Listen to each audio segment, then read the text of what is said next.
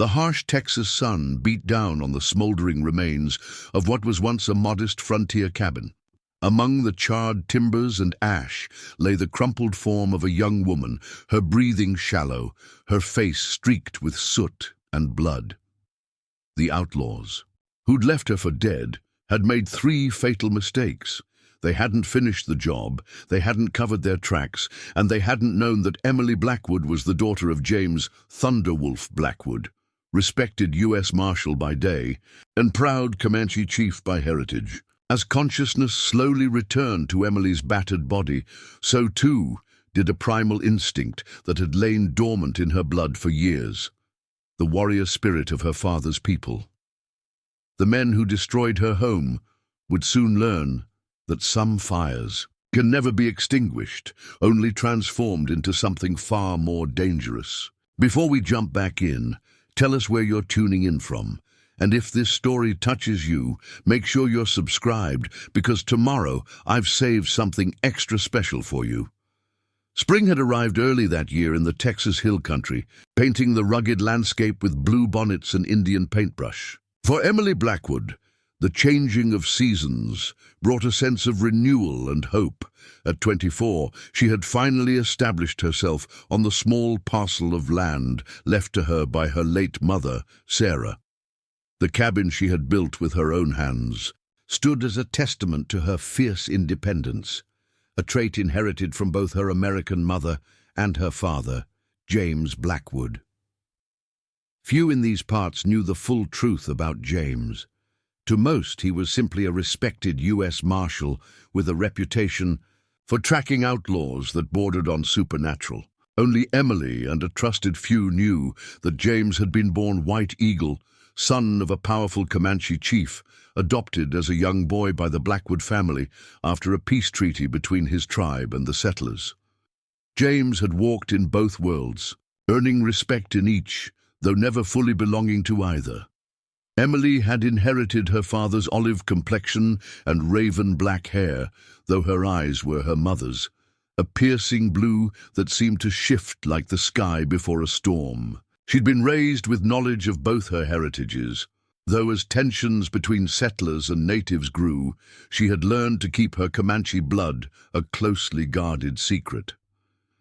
That morning, like every morning, Emily rose before dawn to tend to her small herd of cattle and the vegetable garden that supplied most of her needs. Her nearest neighbor, old Mr. Peterson, lived 5 miles to the east, and the growing town of Willow Creek lay 15 miles to the south. Emily valued her solitude, finding peace in the rhythm of her daily chores and the vast open spaces surrounding her homestead. As she drew water from the well, the hairs on the back of her neck stood up. Something felt wrong. The birds had gone silent, and her mare, Penny, shifted nervously in her corral. Emily set down her bucket and reached for the Winchester rifle she kept propped against the well. She'd learned long ago that survival on the frontier required constant vigilance. "Who's there?" she called out, her voice steady despite the fear coiling in her stomach. "I'm armed, and I know how to use this." For a moment, silence was her only answer. Then a deep, gravelly voice responded, from the edge of the tree line. "Well, now, that's mighty impressive for a little lady all alone." A man emerged from the shadows, his clothes dusty from the trail, and his face partially obscured by a week's worth of beard. What she could see of his features was hard and weathered, with cold eyes that reminded Emily of a rattlesnake's unblinking stare. "State your business and be on your way," Emily said, her finger resting lightly on the rifle's trigger. "This is private property." The man chuckled, a sound devoid of humor. "Private property, is it? That's actually what brings us here today." As he spoke, 2 more riders emerged from the trees, flanking him. Both were armed, with revolvers holstered at their hips and Winchester rifles in their saddle scabbards. "Names?" "Jackson Cole," the first man said, taking a step forward. "These are my associates, the Daniels brothers, and we represent certain investments in this territory." Emily had heard whispers about Jackson Cole in town, a hired gun working for Wealthy cattle barons looking to expand their empires by whatever means necessary. Smaller ranchers and homesteaders had been driven out across 3 counties, their land mysteriously changing hands after fires, accidents, or in some cases, outright violence. "I have a legal claim to this land," Emily said, standing her ground. "Signed and registered in Willow Creek. You got no business here." Cole's smile didn't reach his eyes. Funny thing about paper, burns real easy. Emily's heart hammered in her chest, but she kept her expression neutral. Her father had taught her that showing fear to predators only emboldened them. "My father is U.S. Marshal James Blackwood," she said, hoping the name would give them pause. "He'll be visiting any day now." At this, the taller of the Daniels brothers spat on the ground. "Blackwood won't be a problem for much longer. Word is, he's been poking his nose where it don't belong. Besides, he's all the way up in Fort Worth chasing some gang. By the time he hears about this, it'll all be settled business." The cold certainty in his voice made Emily's blood run cold. These men knew her father's whereabouts with disturbing accuracy. "Now," Cole continued, "we're reasonable men. We've been authorized to offer you $50 for this property, more than fair for land this far from town." "This land isn't for sale," Emily replied, her grip tightening on her rifle. "Not for $50, not for $500, Cole sighed dramatically. "Miss Blackwood, I don't think you understand your position here. This isn't a negotiation. Either you take the money and leave with your dignity intact, or—" He let the threat hang in the air. Emily leveled her rifle at Cole's chest. "I believe. I've made myself clear. Get off my land."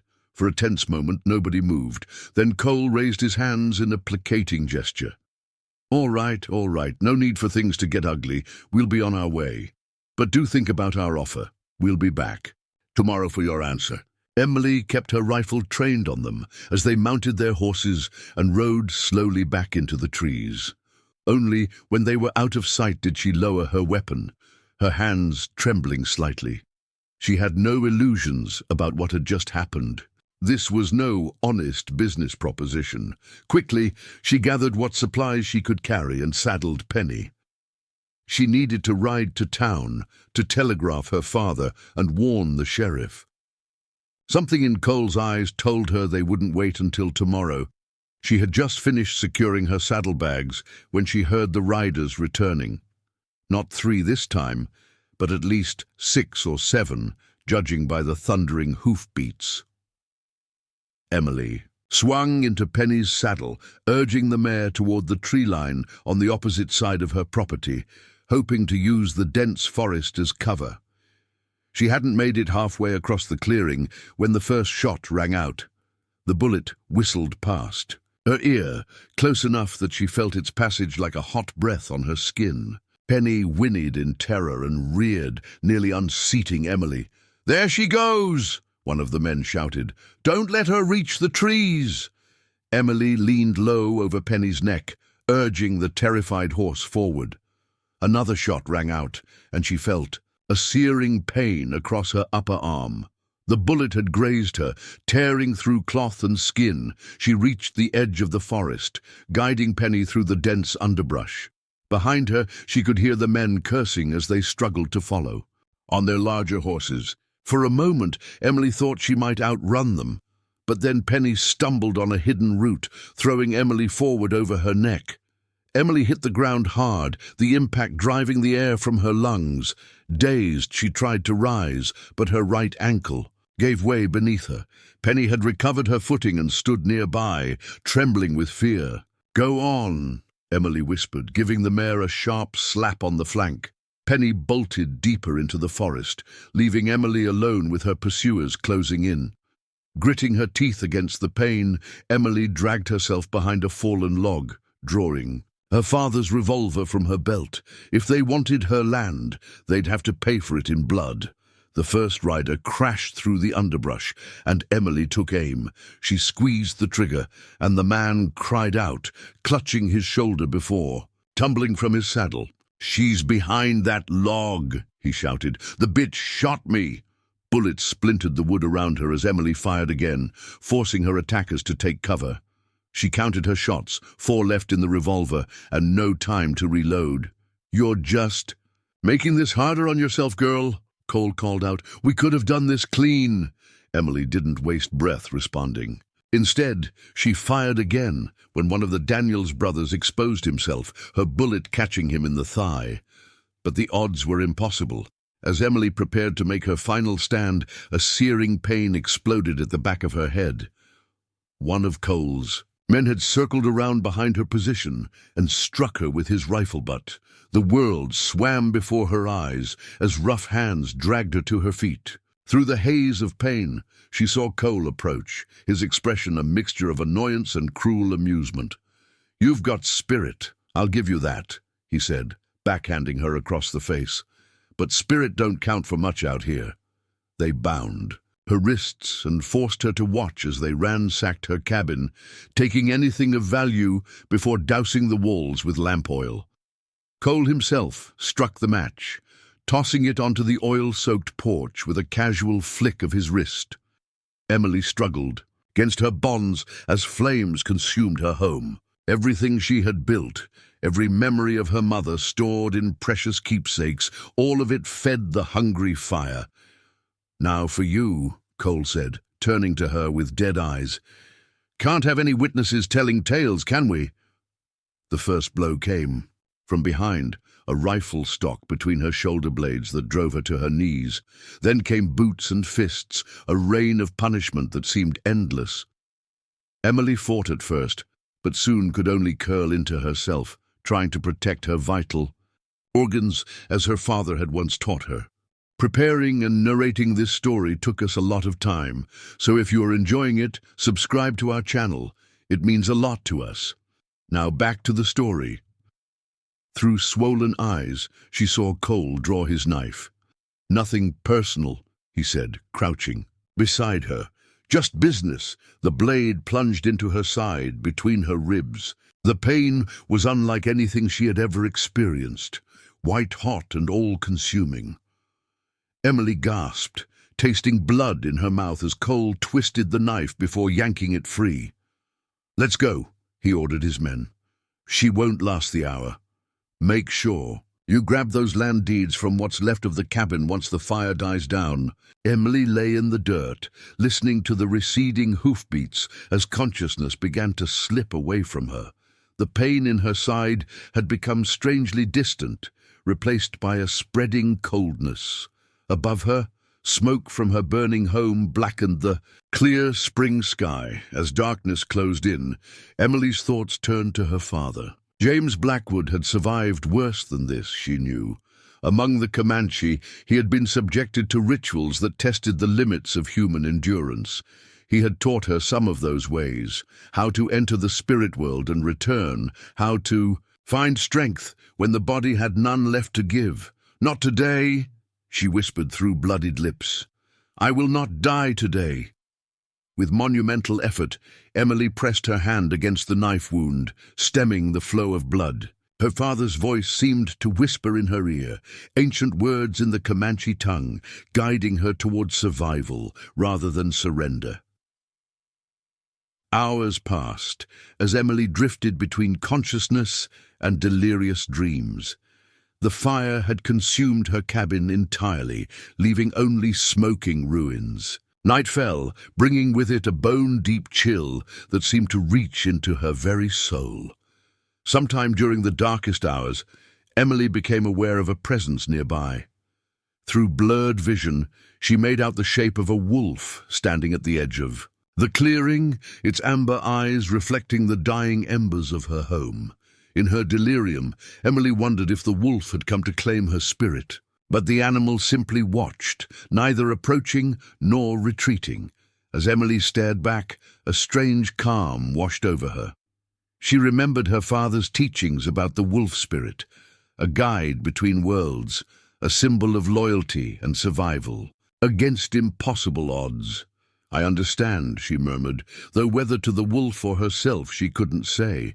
When dawn broke, the wolf was gone. In its place stood Emily Blackwood, battered, bleeding, but alive. The night had transformed her, burning away the last vestiges of the settler's daughter and leaving behind something new, something forged in fire and pain. She tore strips from her tattered clothing, binding her wounds as best she could. The knife had missed her vital organs. A miracle, or perhaps something else. Her Comanche ancestors, her father would have said, watching over their own. From the ashes of her cabin, Emily salvaged what little remained. A charred hunting knife, a canteen that had somehow survived the blaze, and most precious of all, her father's old compass, its case blackened but the mechanism still functioning. As she gathered these meager supplies, her eyes fell upon tracks in the soft earth. Cole and his men, heading south toward Willow Creek, they had taken everything from her, believing they had taken her life as well. Their confidence would be their undoing. Emily straightened, ignoring the screaming protest of her injuries. She was no longer just James Blackwood's daughter. She was White Eagle's granddaughter, with warrior blood flowing through her veins, and she had made a decision that would alter the course of many lives, including her own. Cole and his men had left her for dead, never imagining that their actions had awakened something ancient and unforgiving within her. They didn't know that her father, in addition to being a U.S. Marshal, was a Comanche chief's son, who had passed down to his daughter not just his blue-black hair and steady hands, but also the sacred knowledge of his people, knowledge that included the art of vengeance. Emily looked one last time at the smoking ruins of her home before turning her face toward the horizon. The men who had done this would pay, not just for her suffering, but for every homesteader they had terrorized, every life they had destroyed in their greed. First, she would heal. Then, she would hunt.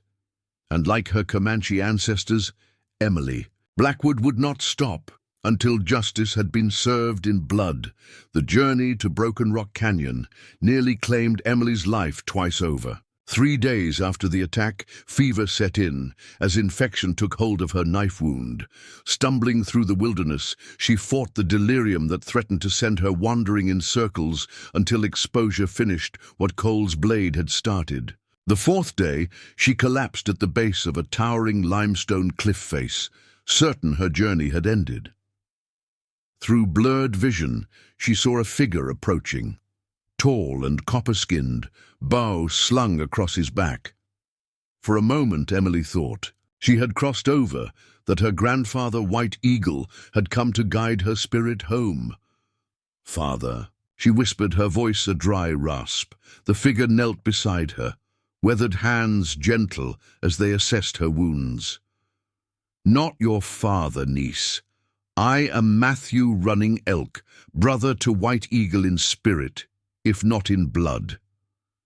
Matthew Running Elk had been her father's closest friend among the Comanche, a medicine man who had chosen a life of solitude after the last of the treaties had forced most of his people onto reservations. Few knew of his sanctuary hidden within Broken Rock Canyon, a place where the old ways were preserved and practiced away from prying eyes. Jackson Cole, Emily managed before consciousness slipped away. Burned everything. When she awoke, Emily lay on a bed of soft furs within a traditional teepee.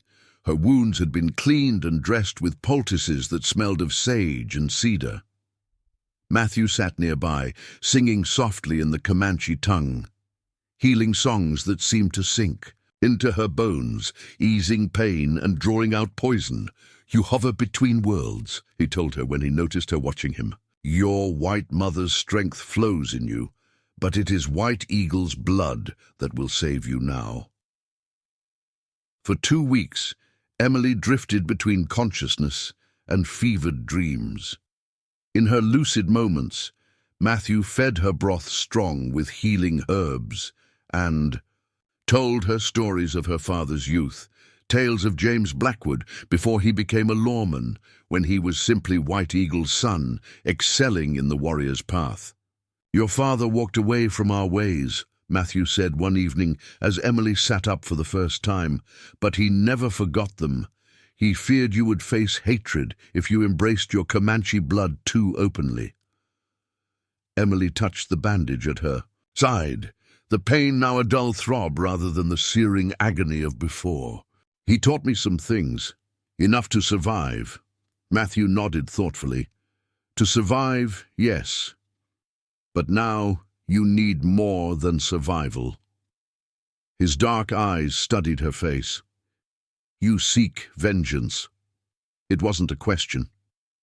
Emily met his gaze steadily. Justice, she corrected. Cole and his men must answer for what they've done, not just to me, but to others before me. Justice, vengeance, two sides of the same arrowhead. Matthew rose and moved to a cedar chest in the corner of the lodge. Your father left something here, many years ago. He said I would know when it was time to pass it on. From the chest, he withdrew a bundle wrapped in tanned deerskin. Carefully unwrapping it, he revealed an intricately beaded medicine pouch, a bone-handled knife with strange symbols etched into the blade, and a leather headband bearing a single eagle feather. The weapons of a Comanche warrior are not merely physical, Matthew explained, placing the items before her. The medicine pouch contains sacred herbs that will sharpen your senses. The knife was forged by your grandfather using metal from a fallen star. The headband marked your father as the son of a chief, and now marks you as his rightful heir. Emily reached out hesitantly to touch the items. As her fingers made contact with the medicine pouch, a strange warmth traveled up her arm. I don't know if I'm worthy of these. Worthiness is proven through action, not claimed through words, Matthew replied. Cole and his masters believe they face only a wounded woman, or more likely, believe you dead in the ashes of your home. They do not know they have awakened a warrior spirit that spans generations. The next week passed in a blur of training that tested Emily's healing body to its limits. Each morning began before dawn with prayers to the rising sun. Then came physical training, archery, knife fighting, tracking, moving silently through the underbrush. Matthew was a demanding teacher, pushing Emily beyond what she thought possible. Pain is temporary, he reminded her when she faltered, but failure against men like Cole means death, or worse. In the afternoons, Matthew taught her the Comanche ways of tracking and hunting. Emily learned to read sign that would be invisible to most white men's eyes. A bent blade of grass, the displacement of morning dew, the subtle difference between an animal's trail and a man's attempt to hide his passage. Your enemy believes himself a hunter, Matthew said, as they crouched over barely visible tracks left by a deer. But he has never been hunted by one who sees as we see, thinks as we think. Nights were devoted to medicine ways, the sacred, knowledge that had made Comanche warriors feared throughout the plains. Emily learned to concoct mixtures that would dull pain, others that would keep her alert for days without sleep, and still others that could be applied to arrowheads or knife. Blades, not poison, Matthew corrected when she used that word. Medicine, all things can heal or harm. The difference lies in purpose and measure. He taught her to enter the spirit trance that would allow her to push beyond normal human limitations. A state where pain and fear became distant concerns, where clarity of purpose overcame all obstacles. This is how your father survived torture at the hands of enemies, Matthew explained. His body was present, but his spirit soared with the eagles, untouched by mortal suffering. On the final night of her training, Matthew led Emily to a sacred cave high in the canyon walls. Ancient pictographs covered the stone surfaces, hunting scenes, spirit journeys, tribal victories spanning centuries. Tonight, you will receive your vision, he told her, preparing a small fire at the center of the cave. You will face your deepest fears and emerge reborn. Into the flames, he cast herbs from his own medicine pouch. Sweet-smelling smoke filled the cave as he began to sing in a low, hypnotic voice. Emily sat cross-legged before the fire, breathing deeply of the sacred smoke, letting Matthew's song guide her consciousness deeper. Hours passed, or perhaps only moments. Time lost meaning as Emily's spirit separated from her body. In the vision state, she traveled across plains and mountains, through forests and deserts. She ran with wolves, soared with eagles, moved with the silent deadliness of the mountain lion. Then the landscape changed, becoming the burned ruins of her cabin. Cole and his men appeared, their faces twisted into monstrous masks as they surrounded her. Emily felt the old fear rising, threatening to overwhelm her. But this time, she didn't run or hide. Instead, she called upon the spirits of her ancestors. Around her materialized Comanche warriors on horseback painted for battle. At their head rode a figure she recognized from her father's descriptions. White Eagle himself, her grandfather, resplendent in the full regalia of a chief. "The strength of our people flows in your veins," White Eagle told her in the vision. Not just the strength to survive, the strength to triumph. One by one, the spirits of her ancestors approached, each bestowing a gift. From one, exceptional vision. From another, swift feet. From a third, hands steady enough to split an arrow at 100 paces. From White Eagle himself came the most precious gift, unwavering courage in the face of overwhelming odds. When Emily finally emerged from the trance, dawn was breaking over the eastern rim of the canyon. Matthew sat watching her, his expression knowing. "You have been blessed by the ancestors," he said simply. "What did they show you?" Emily rose to her feet, feeling stronger than she had ever felt before. The knife wound at her side had been a constant reminder of her vulnerability, but now she barely noticed it. "They showed me who I truly am," she answered. "Not just James Blackwood's daughter, not just Sarah Miller's child, but the granddaughter of White Eagle, heir to his strength and wisdom." Matthew nodded in approval. "Then you are ready." From a hidden niche in the cave wall, he produced a bundle wrapped in elk hide. "These belonged to your grandfather, then to your father. Now they are yours by right." Inside the bundle lay a pair of intricately beaded moccasins, buckskin leggings, and tunic dyed a deep indigo, the color of approaching night, and a bow crafted from horn and sinew that hummed with power when Emily tested its draw. "The blue is sacred," Matthew explained, "the color of the space between sunset and full darkness, the hunter's time, when prey cannot see, but the hunter still can." Emily dressed in the ceremonial garments, surprised at how perfectly they fit her frame. When she strapped the knife to her thigh and slung the bow across her back, something fundamental shifted inside her. Standing before Matthew was no longer the frightened homesteader who had barely escaped with her life, but a warrior born of two worlds, armed with the knowledge and blessing of both. "Remember, vengeance alone is an empty path," Matthew cautioned, as he mixed paint in a small stone bowl. "Seek justice, not merely blood." With practiced hands, he applied the sacred paint to Emily's face, a lightning bolt design across her forehead in white-black rings around her eyes to enhance vision, red streaks down her cheeks to symbolize the tears of her ancestors. "When Cole and his men see this," Matthew said, stepping back to examine his work, "their hearts will know fear, even if their minds do not understand why. Such is the power of ancient symbols." As the sun reached its zenith, Emily prepared to depart. Matthew had provided her with a sturdy pinto mare, not as familiar as her lost penny, but keen-eyed and sure-footed. "Cole rides for a man named Victor Harland," Matthew told her as she mounted, "a cattle baron from the back east, with powerful friends in Austin and Washington. Harland seeks to control all the water rights in 3 counties. Your land sits atop the largest natural spring in the territory." Emily's eyes narrowed. How do you know this? A rare smile crossed Matthew's weathered face. You think because I live apart from the white man's world that I do not watch it?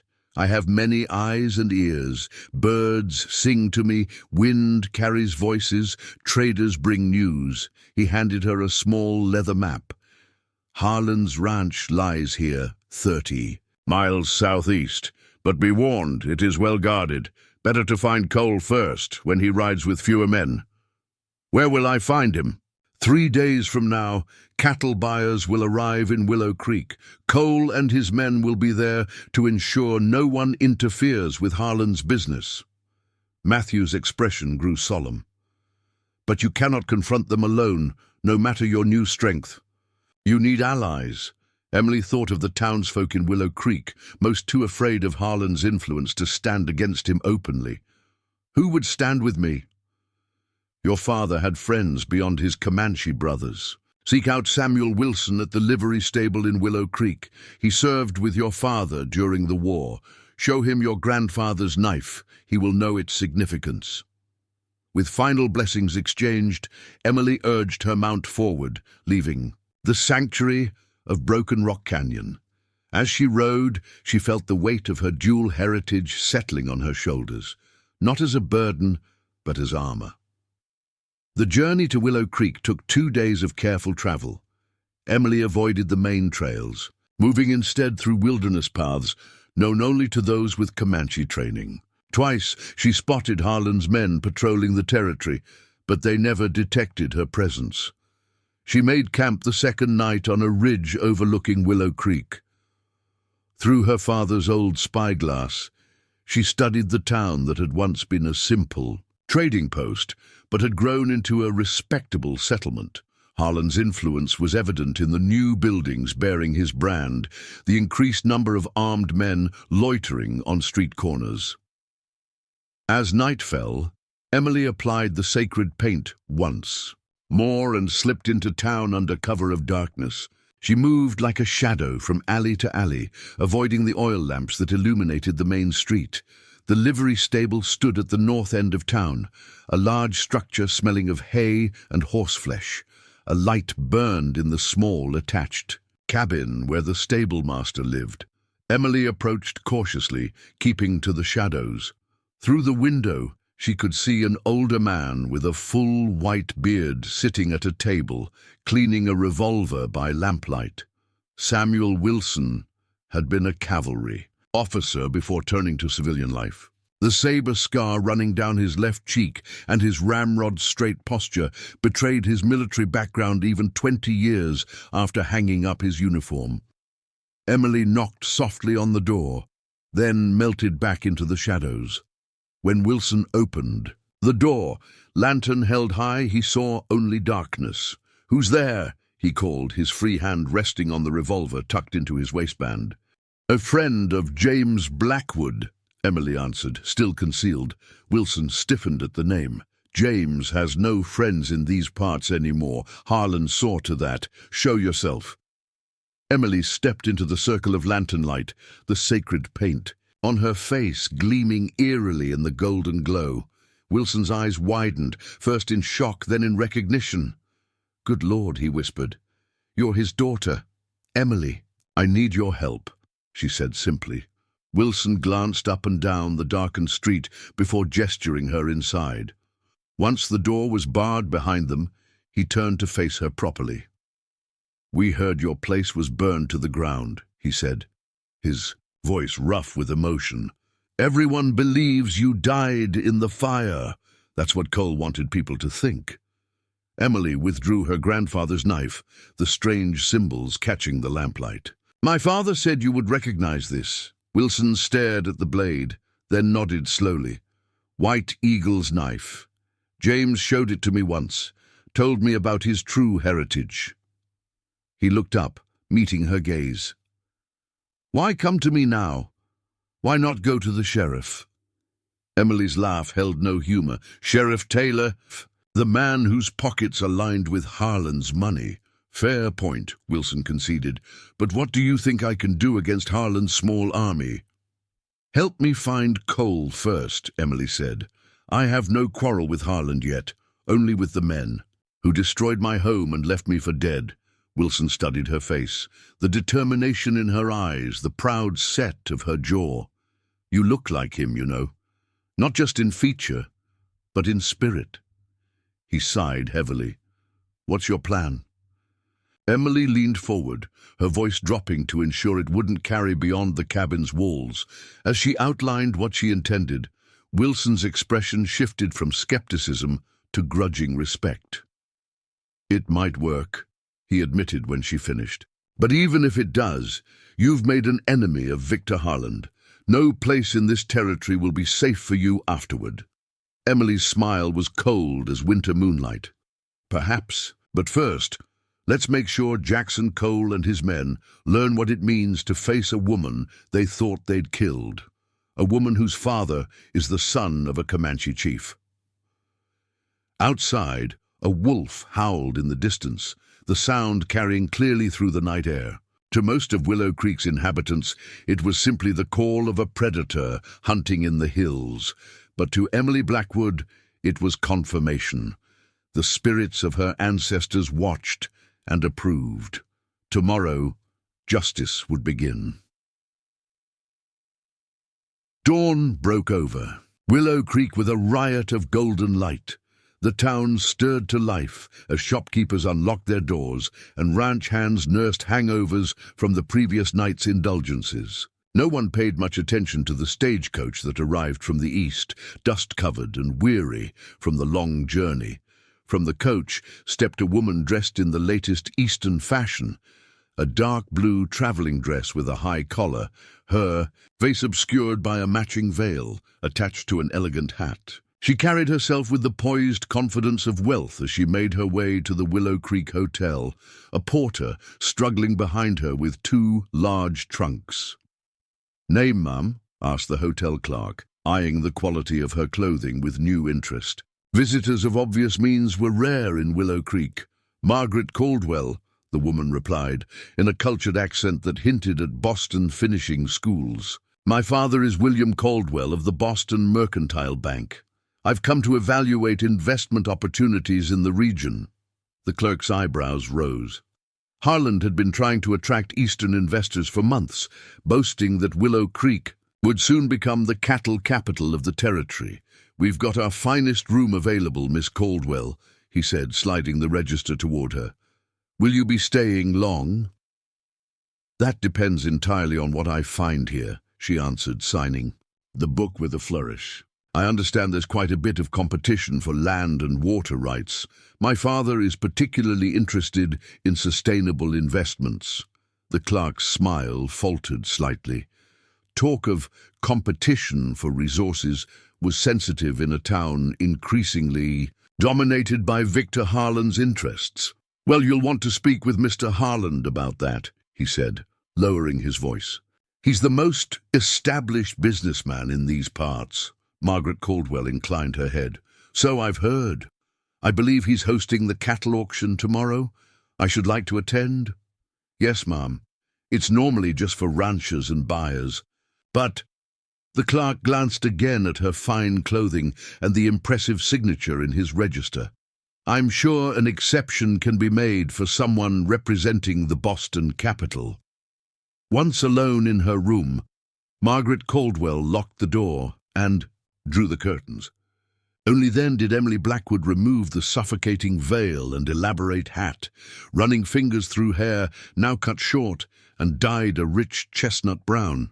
Another gift from Matthew Running Elk, who had shown her how to create permanent dyes from native plants.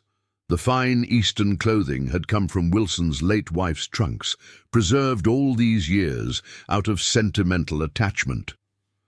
The Boston accent Emily had practiced for hours under Wilson's tutelage. He had served with a Massachusetts regiment during the war and could still perfectly mimic their distinctive speech patterns.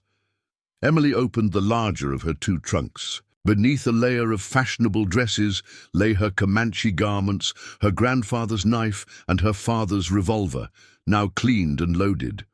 The second trunk contained something far more valuable: documents. During the night, Wilson had taken her to visit Judge Franklin Hayes, a retired circuit judge who had lost his ranch to Harlan's machinations the previous year. Hayes now lived in a modest cabin on the outskirts of town, subsisting on a meager pension and nursing a deep grudge against the cattle baron. Hayes had not initially recognized the paint-streaked warrior woman who appeared on his doorstep. But he had recognized James Blackwood's name, and more importantly, he had kept detailed records of Harlan's activities during his time as judge. Harlan thinks, because he bought the current judge and sheriff, that his past crimes are buried, Hayes had told Emily, his rheumy eyes bright with the prospect of justice. But I documented everything, witnesses too scared to testify, evidence that mysteriously disappeared, the patterns of intimidation and violence against smaller landowners. The documents now hidden in Emily's trunk represented 3 years of meticulous record-keeping, proof of Harlan's criminal enterprise and Cole's role as his enforcer. Hayes had entrusted them to her on one condition. This must end with justice, not just revenge, he had insisted. I want Harlan facing a federal marshal and a proper trial, not just a bullet between the eyes, satisfying as that might be. Emily had given her word, though privately she wondered if Cole would leave her any choice when the moment came. Some men could only understand the language of violence they themselves spoke so fluently. A knock on the door interrupted her thoughts. Emily quickly covered the documents and called out, "Yes?" "Telegram for Miss Caldwell," came the reply. Emily adjusted her dress and opened the door to find a young boy holding a yellow envelope. She tipped him generously. Margaret Caldwell would be noticed for her wealth as much as her beauty, and closed the door before opening the message. The telegram was brief. "Father informed. Arriving tomorrow noon. Proceed with caution." Wilson had sent word to James Blackwood as promised. Emily felt a complex mixture of emotions at the prospect of reuniting with her father. Relief, certainly. James was a formidable ally, but also apprehension. She had changed in ways that went beyond her dyed hair and borrowed finery. Would he recognize the warrior she had become? Would he approve? There was no time to dwell on such questions. Emily needed to establish Margaret Caldwell's presence in town before tomorrow's auction. She reapplied her makeup carefully, not the sacred war paint of her ancestors, but the subtle enhancements expected of a sophisticated Eastern lady, and prepared to make her first public appearance. The Willow Creek Saloon stood at the center of town, serving as both a watering hole and informal meeting place for the community. As Emily entered, conversations momentarily ceased, all eyes turning to appraise the newcomer. She noted with satisfaction that Jackson Cole sat at a corner table with one of the Daniels brothers, deep in conversation with a man she didn't recognize. Cole glanced up as she passed, his gaze lingering on her fine dress and confident bearing. There was no recognition in his eyes, just the familiar predatory assessment he likely directed at any attractive woman who crossed his path. Emily felt her hand twitch toward where her knife would normally be strapped, but forced herself to maintain her role. She took a table near enough to overhear snippets of their conversation, ordering a pot of tea with a disdainful glance at the whiskey being consumed by the other patrons. The bartender scrambled to accommodate her unusual request, clearly unaccustomed to serving anything more refined than rot-gut liquor. "Shipment coming in through Fort Worth," Cole was saying to his companion, his voice low but carrying in the now quiet saloon. "Harlan wants it handled discreetly. Risky move before the auction," the stranger replied. "What if Blackwood gets wind of it?" At the mention of her father's name, Emily's ears sharpened. She sipped her tea delicately, giving no outward sign of her intense interest. Cole snorted. "Blackwood's been chasing his tail for weeks. Besides, even if he shows his face here, Taylor will handle him. Sheriff's got standing orders to detain him on some trumped-up charge if he comes nosing around." The stranger looked unconvinced. "I don't know, Jackson. Blackwood's got a reputation. They say he tracked the McAllister gang across 3 territories. without losing their trail once. Superstitious nonsense, Cole dismissed. People hear he's half Indian, and suddenly he's some kind of mystical tracker. He's just a man, bleeds the same as anyone. Emily suppressed a cold smile. Let them underestimate her father. That same mistake had cost many outlaws their freedom or their lives. Her presence had not gone unnoticed by others in the saloon. A well-dressed man in his 50s approached her table, hat in hand. His tailored suit and gold watch chain marked him as someone of means, though his weathered face suggested he had earned his fortune through hard work rather than inheritance. "Miss Caldwell? Forgive my presumption, but word travels fast in a small town. I'm Victor Harland." He offered a practiced smile that didn't reach his eyes. "May I join you?" Emily inclined her head graciously. "Mr. Harland, your reputation precedes you." "All good things, I hope." He settled into the chair opposite, her signaling for the bartender to bring him a drink. "That depends entirely on one's perspective, doesn't it?" Emily replied with a diplomatic smile. "I understand you've been quite aggressive in your business acquisitions locally." Harland's expression hardened momentarily, before smoothing into affability once more. "Growth requires vision, Miss Caldwell. Not everyone appreciates progress while it's happening." "Indeed." Emily sipped her tea. "My father has tasked me with finding sustainable investment opportunities.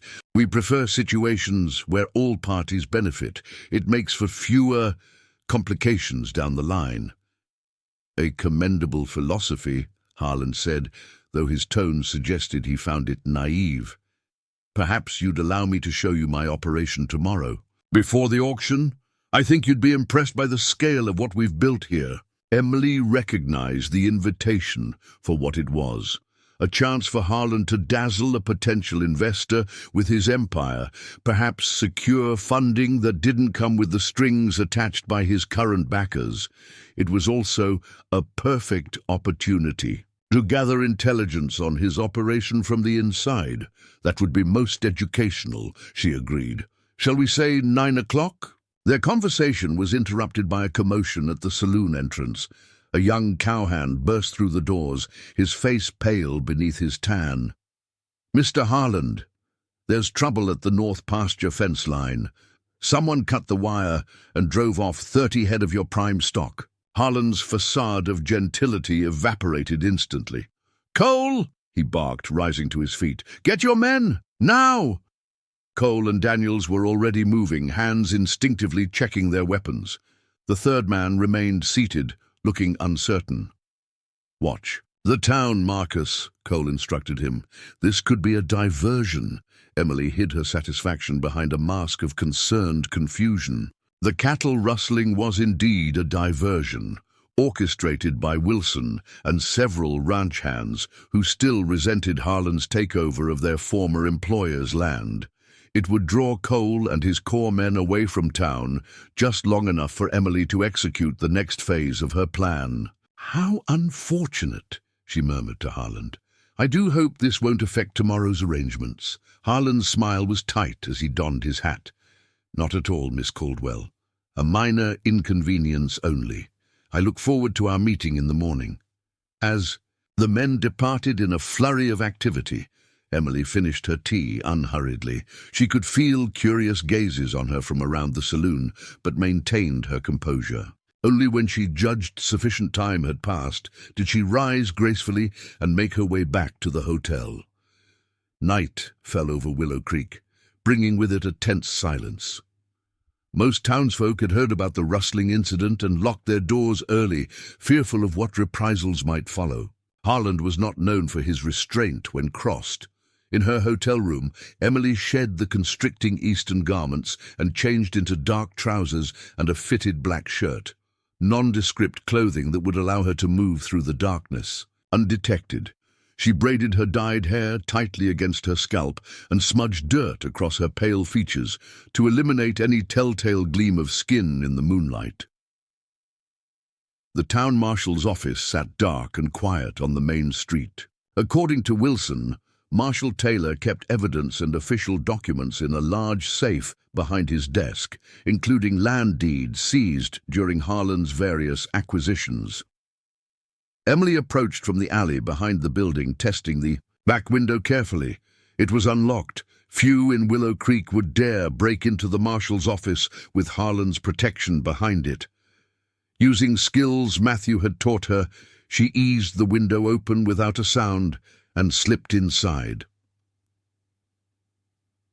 The office was spare and functional. A desk, 2 chairs, a wood stove, and 3 jail cells along the back wall. Moonlight filtering through the windows provided just enough illumination for Emily to make out the safe behind the desk. She knelt before it, pressing her ear against the cold metal as she gently manipulated the dial. Matthew had taught her more than just tracking and hunting during those weeks in Broken Rock Canyon. Among his many skills was an uncanny ability to open locks with nothing but patience and sensitive fingertips. Listen to the mechanism, he had instructed her. Feel its resistance. The metal will speak to you if you learn its language. Minutes stretched into an hour as Emily worked, sweat beading on her forehead despite the cool night air. Just as she was beginning to fear the safe would defeat her, something clicked into place, and the heavy door swung open on well-oiled hinges. Inside lay stacks of official documents, bundles of cash, and several small bags that clinked with the unmistakable sound of gold coins. Emily ignored the money, focusing instead on the papers. She quickly located what she sought, a bundle of land deeds, including one for her own property, notarized with forged signatures, claiming she had sold the land to Harlan Cattle Company. Tucked behind these was something unexpected, a leather ledger book, with Harlan's personal cipher stamped on the cover. Emily hesitated only briefly before adding it to the documents she would take. Judge Hayes might find it useful in building his case. As she prepared to close the safe, a floorboard creaked behind her. Emily froze, her hand moving instinctively to the knife at her belt. "I wouldn't if I were you," came a slow drawl. Emily turned slowly to find Marcus, the man who had been with Cole at the saloon, standing in the doorway, a revolver trained steadily on her chest. His eyes widened slightly as he recognized her face in the moonlight. "Well, I'll be damned," he said softly. "You're supposed to be dead, girl." "Disappointed?" Emily asked, carefully shifting her weight to the balls of her feet. Marcus shook his head. "Just surprised. Cole usually doesn't make mistakes like that." He gestured with the gun. "Stand up. Slow." Emily rose, the documents clutched in her left hand, her right hanging seemingly passive at her side, though her fingers were inches from her knife hilt. "What's your play here?" Marcus asked, genuine curiosity in his voice. "Stealing back your deed won't do you much good. Harlan owns the judge, the marshal, the mayor, hell, half the territory." "Justice doesn't always come through official channels," Emily replied. "Sometimes it rides from unexpected quarters." Understanding dawned in Marcus's eyes. "That rustling tonight, that was you, wasn't it?" "A diversion." His lips quirked in reluctant admiration. "Smart, but it won't save you. Cole will be back by morning." "I'm counting on it," Emily said with calm certainty. Marcus frowned, confused by her lack of fear. That momentary distraction was all she needed. In one fluid motion, faster than Marcus could track, Emily drew and threw her knife. The blade embedded itself in his right shoulder, causing him to cry out in pain and shock.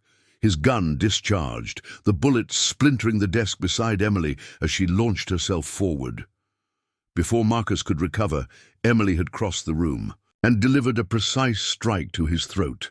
Not enough to kill, but sufficient to leave him gasping and disoriented. She relieved him of his weapon and used his own bandana to gag him before binding his hands and feet with rope from the marshal's supplies.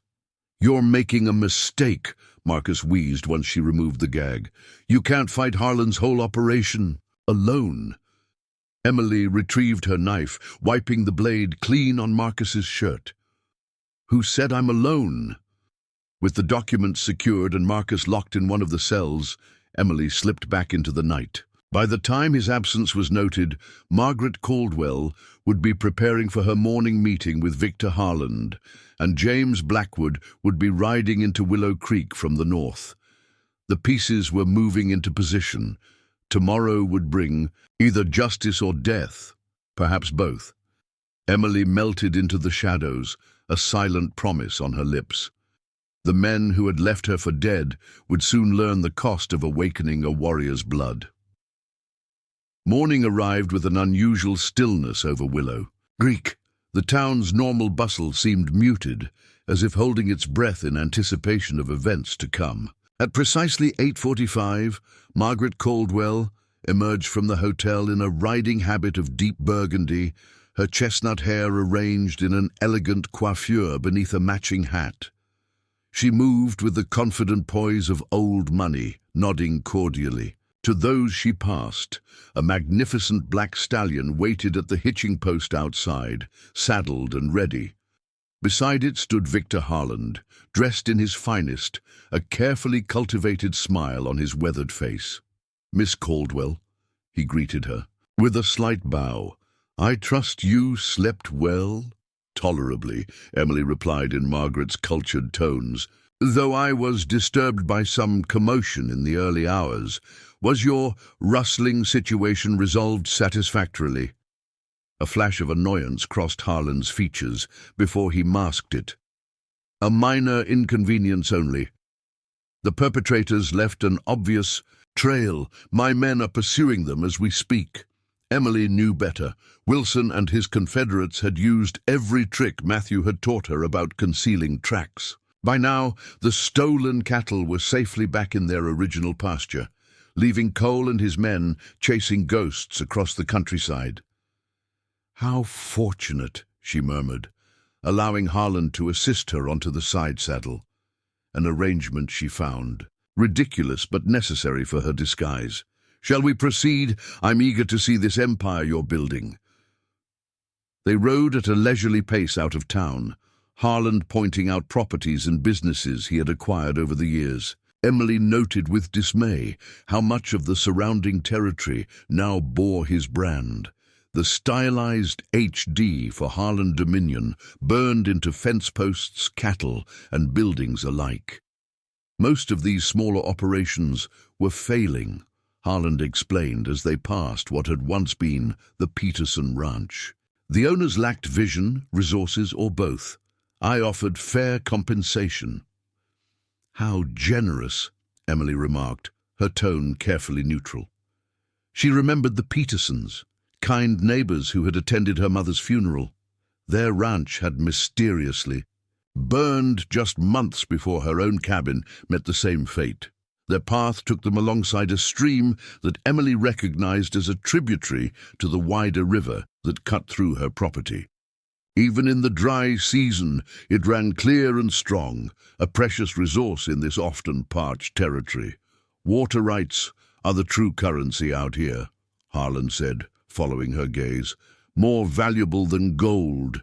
Control the water, and you control everything else. A philosophy that has served you well, clearly." Harland studied her expression, perhaps searching for judgment.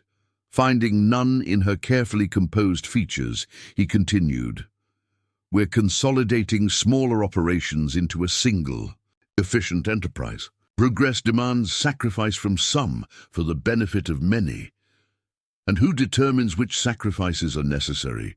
Emily asked, watching a hawk circle overhead, a red-tailed hunter patient in its surveillance. Harland laughed, the sound lacking. "Warmth. That's the beauty of the free market, Miss Caldwell. It sorts the wheat from the chaff naturally." He gestured ahead, where a massive ranch house rose from the plains like a declaration of dominance. "Welcome to Harland Dominion's headquarters." The house was an incongruous vision of eastern opulence transplanted to the frontier. A two-story mansion with white columns and broad verandas, surrounded by well-tended gardens that must have required constant irrigation. Beyond it spread corrals, bunkhouses, and outbuildings that comprised the working heart of the ranch. Impressive, Emily acknowledged, and it was. She had never seen such ostentation outside of paintings and magazine illustrations. Harland helped her dismount, clearly pleased by her reaction.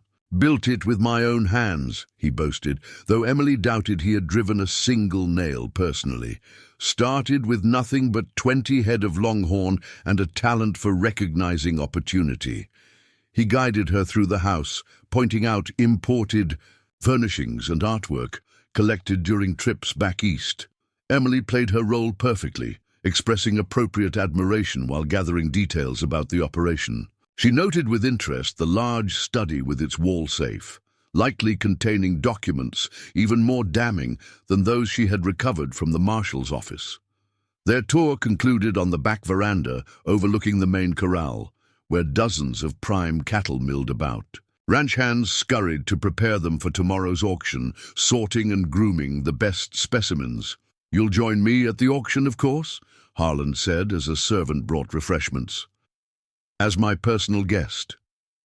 "I wouldn't miss it," Emily assured him, sipping lemonade that was mercifully cool despite the growing heat of the day. "Though I understand a U.S. Marshal may be arriving today. That seems an unusual presence for a routine cattle auction." Harland's hand stilled momentarily before he set down his glass with deliberate casualness. "Where did you hear that?" Emily offered an innocent smile. "Hotel gossip. The telegraph operator mentioned it to the desk clerk. Something about Marshall. Blackwood." The name hung in the air between them. Harland's expression hardened imperceptibly. "James Blackwood occasionally passes through on official business. Nothing that need concern potential investors." "Of course not," Emily agreed, maintaining her facade of polite interest, though his reputation is quite fascinating. "They say he can track a man across bare rock and knows the language of the wind. Frontier superstition," Harland dismissed with a wave of his hand. "Blackwood is just a man with a badge, and men can be reasoned with, one way or another." Before Emily could respond, the thunder of approaching hooves drew their attention. A rider approached at breakneck speed, dust billowing behind him. Emily recognized the younger Daniel's brother, his face flushed with exertion and urgency as he reined his lathered horse to a stop before the veranda. "Mr. Harland," he gasped, doffing his hat. "We got in trouble. Marcus is locked up in the jail, and someone broke into the safe last night." Harland's expression darkened dangerously. "Who found him?" "Taylor, about an hour ago. Marcus says it was a woman, dark-haired, moved like an Indian." Daniels glanced nervously at Emily. "Begging your pardon, ma'am." "What was taken?" Harland demanded, his genteel mask slipping further. "Land deeds, your private ledger, some cash." "The ledger?" Harland's voice dropped to a menacing whisper. "You're certain?" Daniels nodded miserably. "Yes, sir. The one with the cipher stamp." Emily watched as Harland's composure crumbled entirely, his face flushed crimson, a vein pulsing at his temple. "Get Cole back here now. I don't care if he has to ride that horse into the ground, and tell Taylor to deputize every man he can trust. I want that ledger found before—" He caught himself, seeming to suddenly remember Emily's presence. With visible effort, he reassembled his mask of civility. "My apologies, Miss Caldwell. A minor security issue that requires my attention. Perhaps we should conclude our tour and return to town." "Of course," Emily replied, feigning concern. "I do hope your employee is unharmed." "Marcus will recover," Harland said darkly. "Unlike whoever is responsible for this incident." The ride back to Willow Creek was tense, with Harland repeatedly scanning the horizon as if expecting attack. Emily maintained her role flawlessly, expressing appropriate concern while probing for additional information under the guise of investors' curiosity. As they crested the final hill overlooking the town, Harland suddenly reined his horse to a stop. Emily followed his gaze to the main street below, where a solitary rider had just arrived. Even at this distance, James Blackwood cut an unmistakable figure. Tall and broad-shouldered, he sat his horse with the easy grace of a man born to the saddle. His black duster flared behind him like wings, the silver marshal's star catching the midday sun as he dismounted before the sheriff's office. "Right on schedule," Harland muttered seemingly to himself. "An acquaintance of yours?" Emily inquired innocently. Harland's laugh held no humor. "Blackwood and I have crossed paths. He disapproves of my business methods." His eyes narrowed as he observed the marshal disappear into the building. "Excuse me, Miss Caldwell, but I need to attend to this situation personally. My foreman will escort you safely back to the hotel." As if summoned by his words, another rider approached from the ranch, a weathered man with a face like tanned leather, who introduced himself simply as Quinn. Harland exchanged brief instructions with him before spurring his horse toward a town, leaving Emily to follow at a more sedate pace with her new escort. "You picked an interesting time to visit Willow Creek, ma'am," Quinn remarked as they rode. "Place ain't usually this exciting." "So I gather," Emily replied, studying the man carefully. Unlike Cole and the others, Quinn's eyes held no malice. Just the weary resignation of a man who had seen too much but needed his job too badly to question his employer's methods. "Mr. Harland seems concerned about Marshal Blackwood's arrival," she prodded gently. Quinn snorted. "That's putting it mild. Those two have been circling each other like wolves for 3 years now. Blackwood thinks the boss has been using strong-arm tactics against smaller ranches. Boss thinks Blackwood should mind federal business and leave. Local matters be. And what do you think, Mr. Quinn?" The foreman gave her a surprised look, as if unused to being asked his opinion. "Ain't my place to think, ma'am. I just run the hands and keep the herd moving." They had reached the outskirts of town, where unusual activity was evident. Men with rifles gathering in small groups, eyeing the marshal's office warily. Emily spotted Wilson at the livery stable, ostentatiously polishing a saddle while keeping watch on the proceedings. "Looks like the boss is calling in his markers," Quinn observed, his voice tinged with resignation. "You might want to stay in your room this afternoon, ma'am. Town's fixing to get unpleasant." Emily thanked him for the escort and dismounted at the hotel entrance. Inside, the normally placid lobby hummed with nervous energy as the clerk and several guests discussed the arrival of the famous marshal and Harland's obvious displeasure. "They say he's here about those homesteaders that got burned out," a drummer was telling anyone who would listen. "That Blackwood girl and the Petersons. Folks are saying it wasn't accidental. Keep your voice down," the clerk hissed, glancing nervously at the windows. "You want to end up like them?" Emily proceeded to her room, locking the door behind her. The next phase of her plan required perfect timing. From her window, she had a clear view of the main street and the marshal's office, where Harland had just arrived with Cole and several armed men.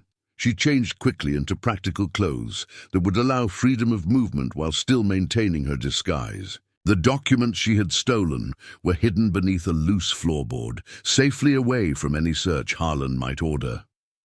A soft knock at her door startled her. Hand moving to her concealed knife, Emily approached cautiously. "Who is it?" "Delivery. For Miss Caldwell," came the reply, a woman's voice, unfamiliar but steady. Emily opened the door a crack to find a young maid holding a sealed envelope. "Just arrived by messenger, ma'am."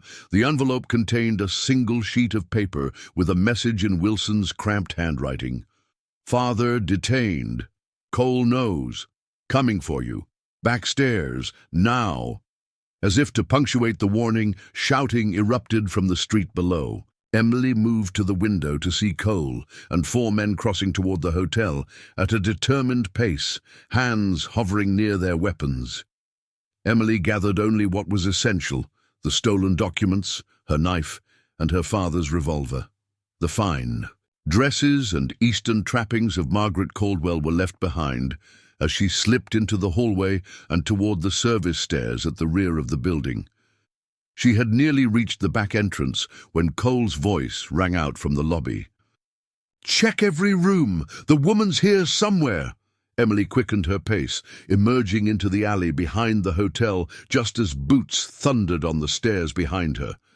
She pressed herself into a shadowed doorway as one of Harlan's men burst out, scanning the alley with his hand on his gun. When he turned away from her hiding place, Emily moved with the silent efficiency Matthew had taught her. One arm locked around the man's throat, while her other hand clamped over his mouth, stifling any cry for help. She applied precise pressure to the side of his neck, and within seconds he slumped unconscious in her grasp. Dragging his limp form deeper into the shadows, Emily relieved him of his gun belt before continuing down the alley. Her destination was the abandoned cooperage at the edge of town, where Wilson had arranged to meet if their plan went awry. She moved from shadow to shadow, freezing in place whenever Harlan's men crossed her path. The town had taken on the atmosphere of an armed camp, with regular citizens hurrying to the safety of their homes while Harlan's hired guns patrolled openly. Emily had nearly reached the cooperage when a familiar figure stepped into her path. The older Daniel's brother stood blocking the narrow passage between buildings, a shotgun cradled in his arms and a look of malicious recognition spreading across his face. "Well, I'll be damned," he drawled. "Little Miss Blackwood, back from the dead." His eyes gleamed with cruel amusement. "Cole's going to be mighty disappointed in himself when he finds out he didn't finish the job proper." Emily assessed her options in an instant. The passage was too narrow for her to rush him before he could fire, and the shotgun spread would make dodging impossible at this range. "Harlan sent you to kill me," she said. Not a question, but a statement. "Just like he sent Cole to burn me out." Daniel shrugged. "Nothing personal, just business." "It became personal when you helped destroy my home," Emily replied, her voice steady despite the hammering of her heart. "When you stood by while Cole used his knife on me." Something flickered in Daniel's eyes. Not quite guilt, but perhaps discomfort. "You should have just sold the land, girl. Nobody needed to get hurt." "Many people got hurt," Emily countered. "The Petersons, the Millers, all the families of Harlan drove off their land through intimidation and violence. It ends now." Daniels's expression hardened. "Only thing ending today is you, again." He raised the shotgun to his shoulder. "Any last words you want me to pass along to your pa before Harlan deals with him too?" Emily held his gaze, unflinching. "Just 4. Look behind you, Mr. Daniels." It was the oldest trick in existence, and yet some instinct made Daniels hesitate, uncertainty flickering across his face. That momentary doubt was all the opening Emily needed. Her hand flashed to a small leather pouch at her belt, another gift from Matthew. In one fluid motion, she flung a handful of fine powder directly at Daniel's face. The mixture of dried herbs and crushed minerals struck his eyes just as he began to turn, drawing an agonized howl as the burning sensation temporarily blinded him. The shotgun discharged harmlessly into the dirt as Daniels clawed at his eyes. Emily was on him in an instant, driving her knee into his stomach before delivering a precise strike to his throat that left him gasping for air. As he crumpled to his knees, Emily relieved him of the shotgun and his sidearm. "That was for the Petersons," she told him coldly. "Consider yourself fortunate compared to what awaits Cole." Binding and gagging the incapacitated man with his own bandana and belt, Emily dragged him deeper into the shadows between buildings. The shot would attract attention, and she needed to move quickly now that her identity was compromised. The cooperage loomed just ahead, a large barrel-shaped building that had once housed Willow Creek's thriving barrel-making business before Harlan's monopolistic practices drove it under. As Emily approached, she noted with concern that there was no sign of Wilson or any of their allies. The heavy wooden door stood partially ajar, a warning sign.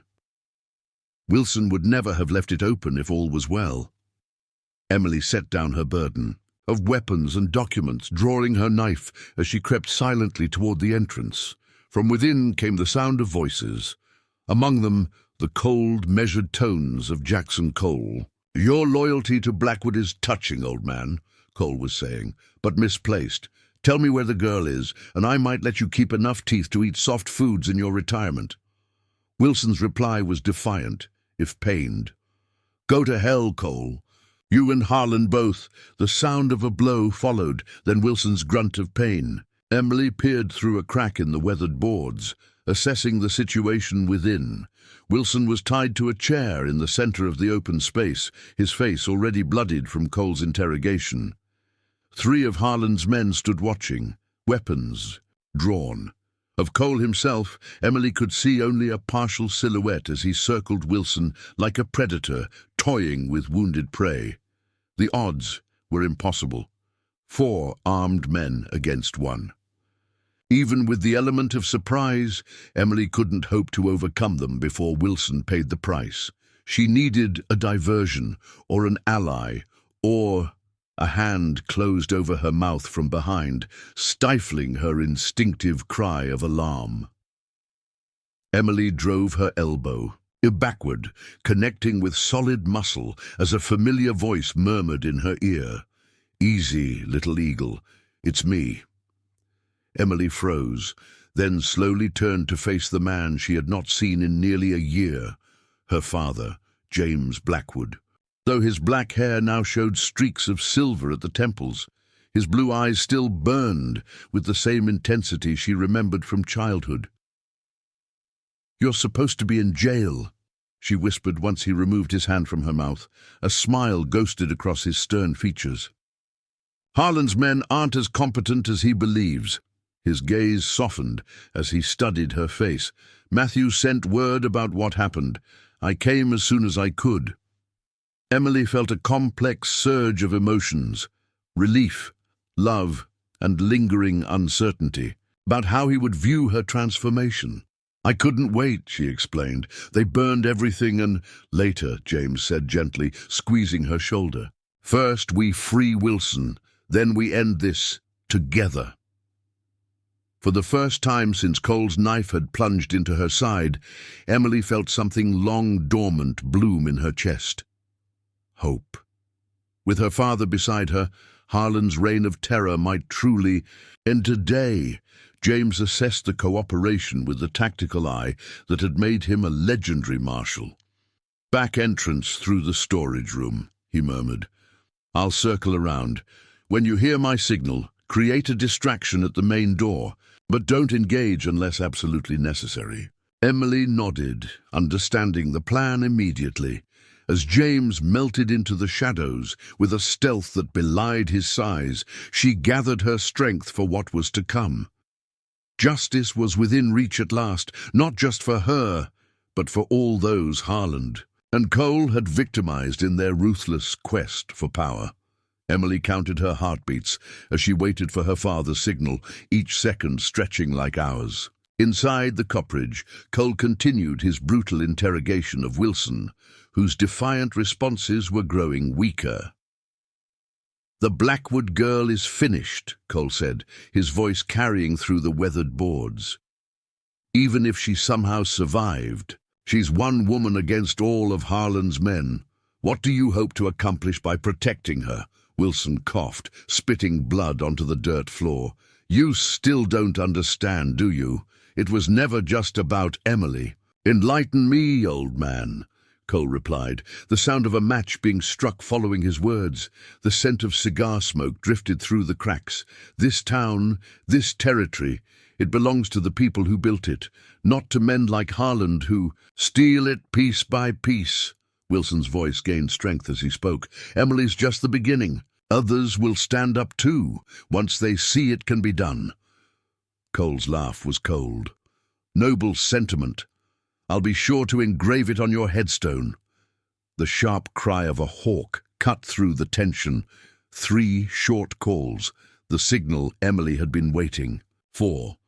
Her father was in position. Taking a deep breath, she moved to the front of the cooperage, positioning herself beside the main entrance.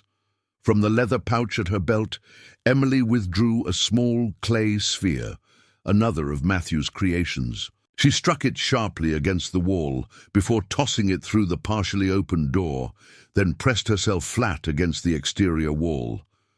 The sphere shattered upon impact with the floor inside, releasing a cloud of reddish powder that filled the space with acrid smoke. Shouts of confusion erupted from within, followed by the sound of coughing and cursing. "What the hell?" Cole's voice rose above the commotion. "Get that door open! We need air!" The door burst outward as one of Harlan's men stumbled through, eyes streaming from the irritant smoke. Emily seized his arm, using his own momentum to propel him headfirst into the wall. He crumpled without a sound, and she appropriated his revolver before he hit the ground. Inside, chaos reigned.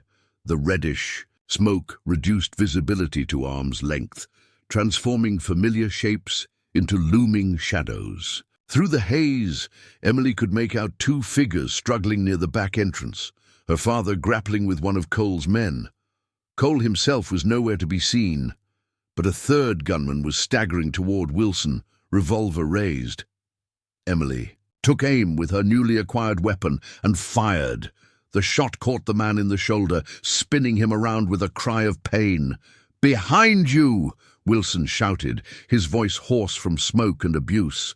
Emily whirled just as Cole emerged from the haze like a vengeful spirit, his face contorted with rage. Recognition flashed in his eyes as he brought his gun to bear. "You," he snarled, "should have made sure you were dead." Emily dived to the side as Cole's bullet tore through the space she had occupied a split second earlier. Rolling to her feet, she fired twice in rapid succession, forcing him back into the cover of smoke. From the rear of the cooperage came the sound of fists on flesh, followed by a heavy thud.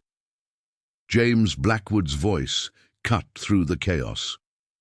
"Emily! Get Wilson out, now!" Keeping her gun trained on the swirling smoke where Cole had disappeared, Emily moved to Wilson's side. The older man was slumped in his chair, blood trickling from a cut above his eye, but conscious. "Told you your father would come," he wheezed, as she sliced through his bindings with her knife. "Can you walk?" Emily asked, helping him to his feet. Wilson swayed but remained upright. "Been through worse in the war. Go help your pa. I can manage." A shot rang out from the back of the copperage, followed by a grunt of pain. Emily's heart seized. "Father!" "Go!" Wilson insisted, pushing her toward the sound. "I'll cover the front." Emily plunged into the thinning smoke, navigating by sound and instinct. The layout of the cooperage was simple. A large central space surrounded by storage rooms where barrels had once been stacked to age their contents. From one such room came the sounds of struggle. Emily approached cautiously, her grandfather's knife in one hand, the revolver in the other. Through the doorway, she glimpsed two figures locked in combat, her father and a man she recognized as the second Daniel's brother. James had the upper hand, but blood stained his left sleeve where a bullet had grazed him.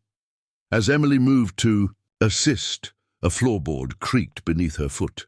The momentary distraction was enough for Daniels to break free and drive a knee into James's wounded arm. Emily didn't hesitate.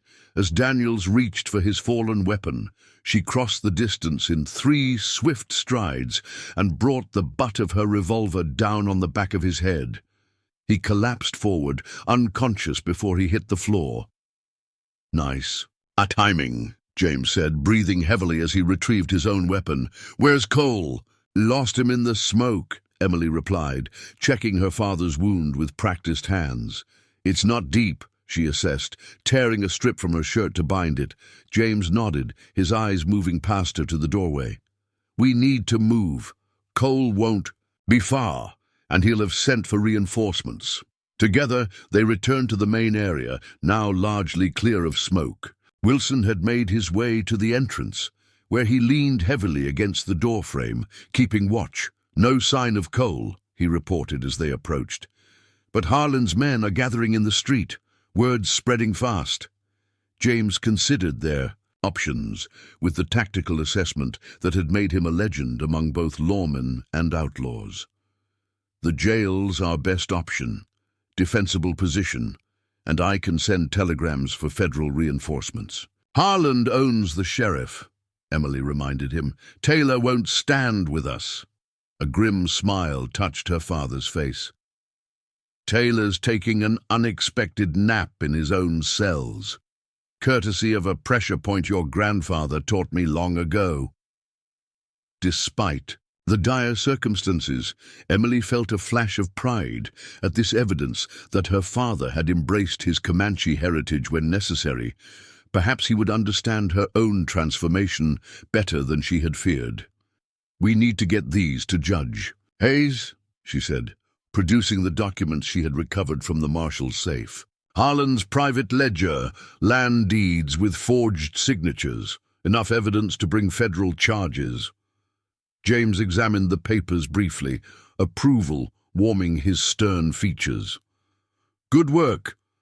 This connects Harland directly to at least 7 cases of land theft I've been investigating.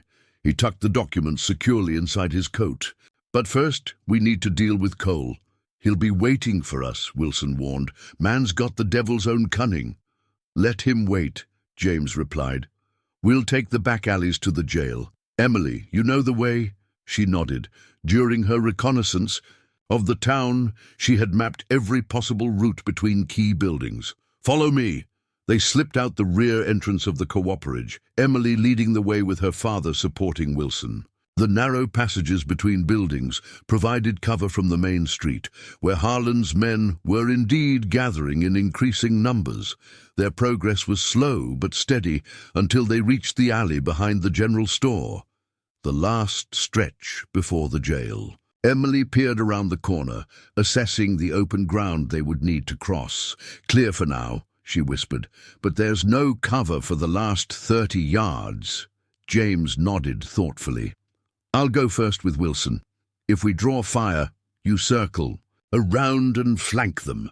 Before Emily could protest this plan that put him at greater risk, a new voice interrupted from behind them. A sound strategy, Marshal, but ultimately futile. They turned to find Victor Harland himself, standing at the mouth of the alley, flanked by 4 armed men. His elegant attire was incongruous against the backdrop of weathered boards and trash barrels, but the revolver in his hand looked entirely at home. Blackwood, he acknowledged with a cold nod. I expected more from a man of your reputation than breaking and entering, assault on lawful deputies, and harboring a fugitive. The only fugitive here is you, Harland, James replied, his voice level despite their precarious position. I have enough evidence to see you hang for conspiracy, fraud, attempted murder, and likely worse once we start digging. Harland's smile never reached his eyes. Evidence gathered illegally by your daughter, who, I remind you, is wanted for the assault of Marshal Taylor and theft of official documents. His gaze shifted to Emily, recognition replacing his earlier dismissal of Margaret Caldwell. Miss Blackwood, he said, tipping his hat in mock courtesy, a remarkable performance. Had circumstances been different, I might have offered you a position in my organization. Such versatility is rare. I've seen what happens to people in your organization, Emily replied coldly. I'll take my chances with a trial. Harland sighed, as if genuinely disappointed. There won't be a trial, I'm afraid. Cole was quite insistent that you both meet with an unfortunate accident while resisting arrest. Something about finishing a job properly. At the mention of Cole, Emily tensed. Where was he? Harland wouldn't confront them personally without his enforcer nearby. Your reign ends today, Victor, James said with quiet certainty. One way or another. Harland's expression hardened. Take them, he ordered his men, alive if possible, but I won't weep either way. As the gunman moved forward, a shot rang out from the rooftop of the general store.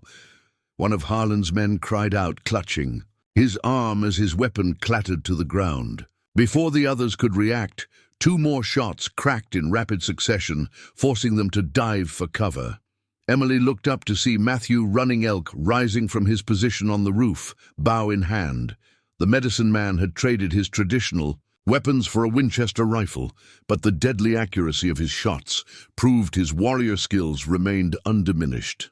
"The half-breed brings reinforcements," Harland sneered, ducking behind a water barrel. "No matter, Cole has a surprise waiting at the jail." Taking advantage of the confusion, James pushed Wilson toward Emily. "Get him to cover," he commanded, before turning to face Harland, his marshal's badge catching the sunlight as he drew himself to his full height. "Victor Harland," he announced in a voice that carried throughout the alley, "by the authority vested in me as a United States Marshal, you are under arrest for fraud, conspiracy, attempted murder, and obstruction of justice." Harland's laugh held an edge of madness. "You still don't understand, do you? There's no law here but mine.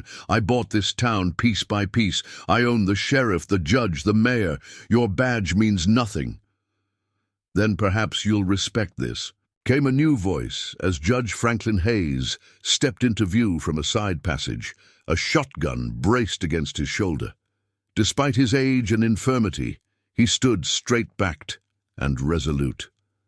"The people of this territory have had enough of your tyranny, Harland." More figures appeared at various points around the alley. Peterson's eldest son, the Millers, other ranchers and townspeople who had suffered under Harland's regime. Each was armed, their expressions grim with long-suppressed fury. Finally, finding an outlet, Harland's confidence faltered visibly as he registered the turning tide. His remaining men exchanged uncertain glances, clearly calculating whether their loyalty was worth dying for. "Stand down," James advised them. "Don't throw your lives away for him." Two of the gunmen promptly raised their hands in surrender. The third hesitated, looking to Harland for direction. "Cowards!" Harland spat. "Cole will deal with you all." As if summoned by the mention of his name, Jackson Cole appeared at the far end of the alley, rifle raised. "Down!" James shouted, tackling Emily and Wilson to the ground as Cole's first shot whistled overhead. Matthew's answering fire from the rooftop forced Cole to duck into a doorway, but not before he had wounded one of the townspeople who had stood with Hayes. The alley erupted into chaos as Harland used the distraction to make his break, sprinting toward where Cole provided covering fire. Emily disentangled herself from her father's protective embrace, determination hardening her features. "He's getting away," she said, already moving to pursue. James caught her arm. "Emily, no! Cole's too dangerous." "This ends now," she replied, her voice calm but implacable. "You handle Harland. Cole is mine." Something in her expression, perhaps a recognition of the warrior spirit they shared, made James release her arm. "Be careful, daughter. He has nothing left to lose." Emily nodded once before slipping into the labyrinth of passages between buildings, tracking Cole's retreat. Behind her, she heard her father organizing the townspeople, his commanding presence restoring order to the chaos Harland had left in his wake. She moved with the silent efficiency Matthew had taught her, following signs imperceptible to untrained eyes. A fresh scuff on weathered wood, the displacement of dust on a windowsill, the faint impression of a boot heel in packed earth. The trail led toward the livery stable at the north end of town. As Emily approached, she sensed rather than saw movement within the shadowed interior. Cole was waiting for her. This she knew with bone-deep certainty. What he didn't know was that she was no longer the frightened homesteader he had left for dead. Emily circled the building, noting the positions of doors and windows, assessing angles and cover. A direct confrontation would be foolish. Cole was a deadly shot with his rifle and would expect her to come charging in, fueled by revenge.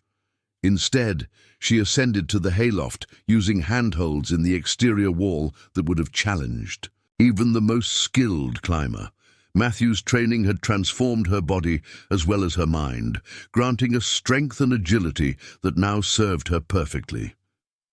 Through a gap in the weathered boards, Emily surveyed the stable's interior. Cole stood with his back to a support post, rifle ready, eyes fixed on the main entrance. 2 saddled horses waited nearby, his escape plan if things went badly. Emily withdrew one of the small clay spheres from her pouch. This one contained no irritant smoke, but would serve as a distraction. She tossed it lightly through the gap, sending it arcing to land with a soft thud in the straw near the horses. The animals shifted nervously at the unexpected sound, drawing Cole's attention momentarily away from the door. It was all the opening Emily needed. She slipped silently through the gap and dropped to a stack of hay bales, her landing muffled by the soft material. "Come on out, girl," Cole called, his voice echoing in the cavernous space. "Let's finish what we started at your cabin." Emily remained motionless, letting him reveal his position with each word. He had moved toward the horses, still scanning the door and windows.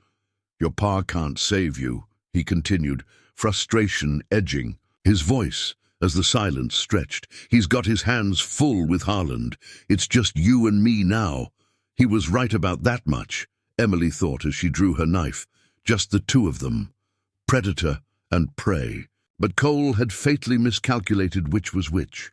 She launched herself from the hay bales in a controlled descent, her body an arrow aimed at his exposed back.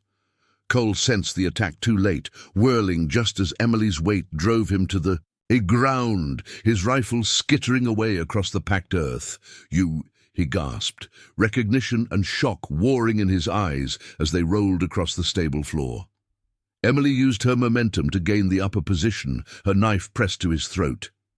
"Remember me now?" she asked, her voice eerily calm despite the rapid beating of her heart. Cole's initial shock gave way to a sneer. "Should have made sure you were dead. Won't make that mistake twice." With surprising strength, he bucked upward, throwing Emily off balance. Her knife scored a line across his jaw as he twisted free, scrambling to his feet with the fluid motion of a born fighter. Blood trickled down his neck as he drew a wicked Bowie knife from his boot. "That cabin of yours," he taunted, circling her with the knife held low. "Burned real pretty. Shame you weren't inside it." Emily matched his movements, her grandfather's. Blade catching the dim light filtering through the stable's high windows. "Did Harland tell you why he wanted my land so badly?" Cole lunged suddenly, blade slashing toward her midsection. Emily sidestepped, countering with a slash that opened his sleeve but missed the flesh beneath. "Don't care," Cole grunted, recovering his balance. "Job's a job." "The spring," Emily said, feinting left before darting right, forcing Cole to pivot, awkwardly to keep her in view. "Purest water source in 3 counties. Controls that, and he controls every rancher for 50 miles. Understanding flickered across Cole's face, followed by bitter amusement. "So I nearly died for water rights?" He shook his head.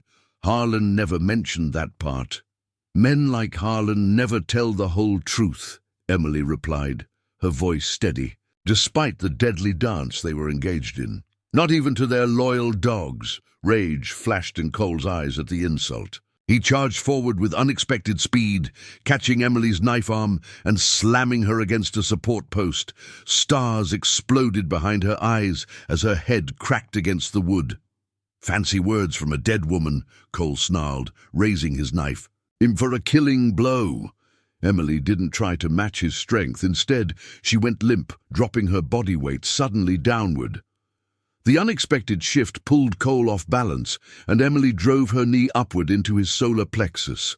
Air rushed from Cole's lungs in a pained gasp.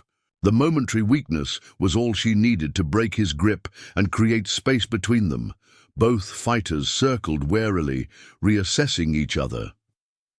"Your father teach you that?" Cole wheezed, pressing a hand to his midsection. "My grandfather," Emily corrected. "White Eagle of the Comanche, my father's father." For the first time, genuine fear flickered across Cole's features. The name White Eagle clearly meant something to him, perhaps tales told around campfires. Of the legendary chief's prowess in battle. "Lying won't save you," he said, but uncertainty had crept into his voice. "No lies," Emily replied, feeling the spirit of her ancestors flow through her veins like fire. "Only the truth," You left me for dead, not knowing my blood, my heritage. That was your final mistake." She advanced then, no longer defensive but moving with the fluid grace of a born predator. Cole retreated a step before steeling himself, knife held before him like a talisman against her inexorable approach. "Stay back," he warned, desperation leaking into his command. Emily said nothing, entering the space Matthew had taught her to find, the perfect calm at the center of the storm, where time itself seemed to slow. She could see every muscle twitch in Cole's face, every subtle tell that telegraphed his intentions. When he lunged, Emily was already moving. She flowed around his attack like water around stone, her grandfather's knife finding the vulnerable gap beneath his ribcage, the same place where Cole had stabbed her, leaving her for dead among the ashes of her home. Cole's eyes widened in shock and pain. His knife clattered to the dirt as his hands clutched reflexively at the wound. Emily stepped back, watching impassively as he sank to his knees. "You," he gasped, blood bubbling at the corner of his mouth. "How?" "I told you," Emily said, quietly. "You didn't know who I was, who my father was, what blood runs in my veins."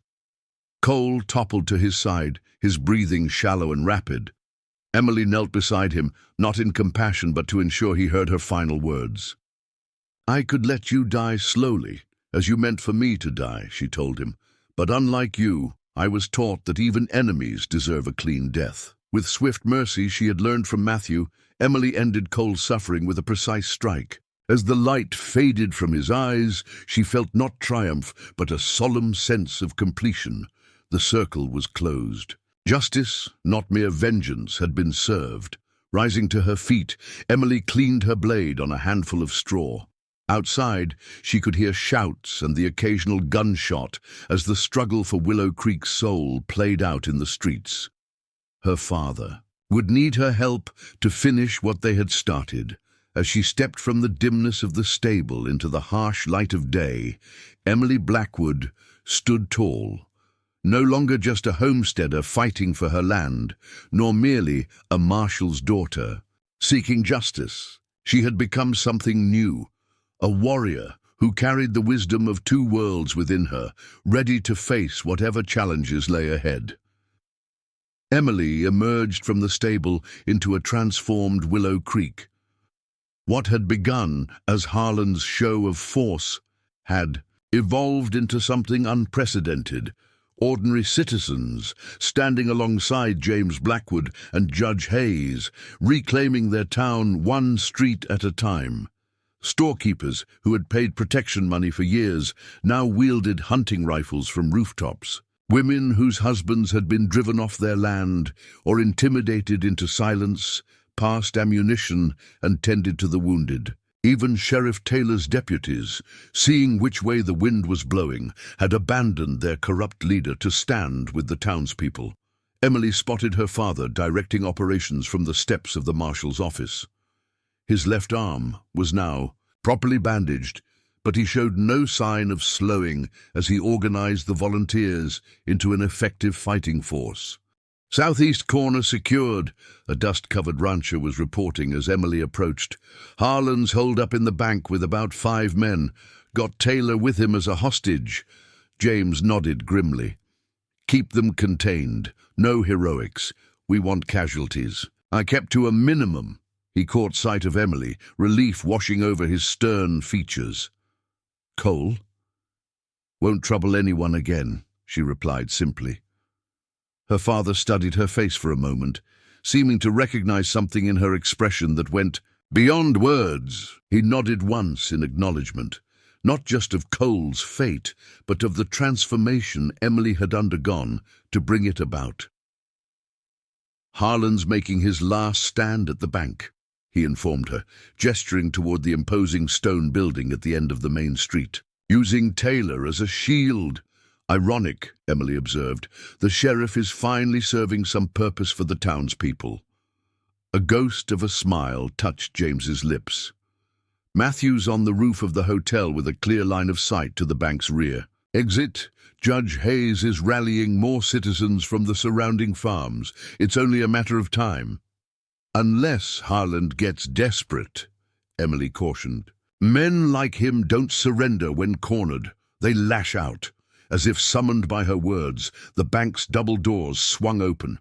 Sheriff Taylor stumbled out, hands bound before him, Harland's revolver pressed to his temple. Behind them followed Harland's remaining loyal gunmen, weapons at the ready.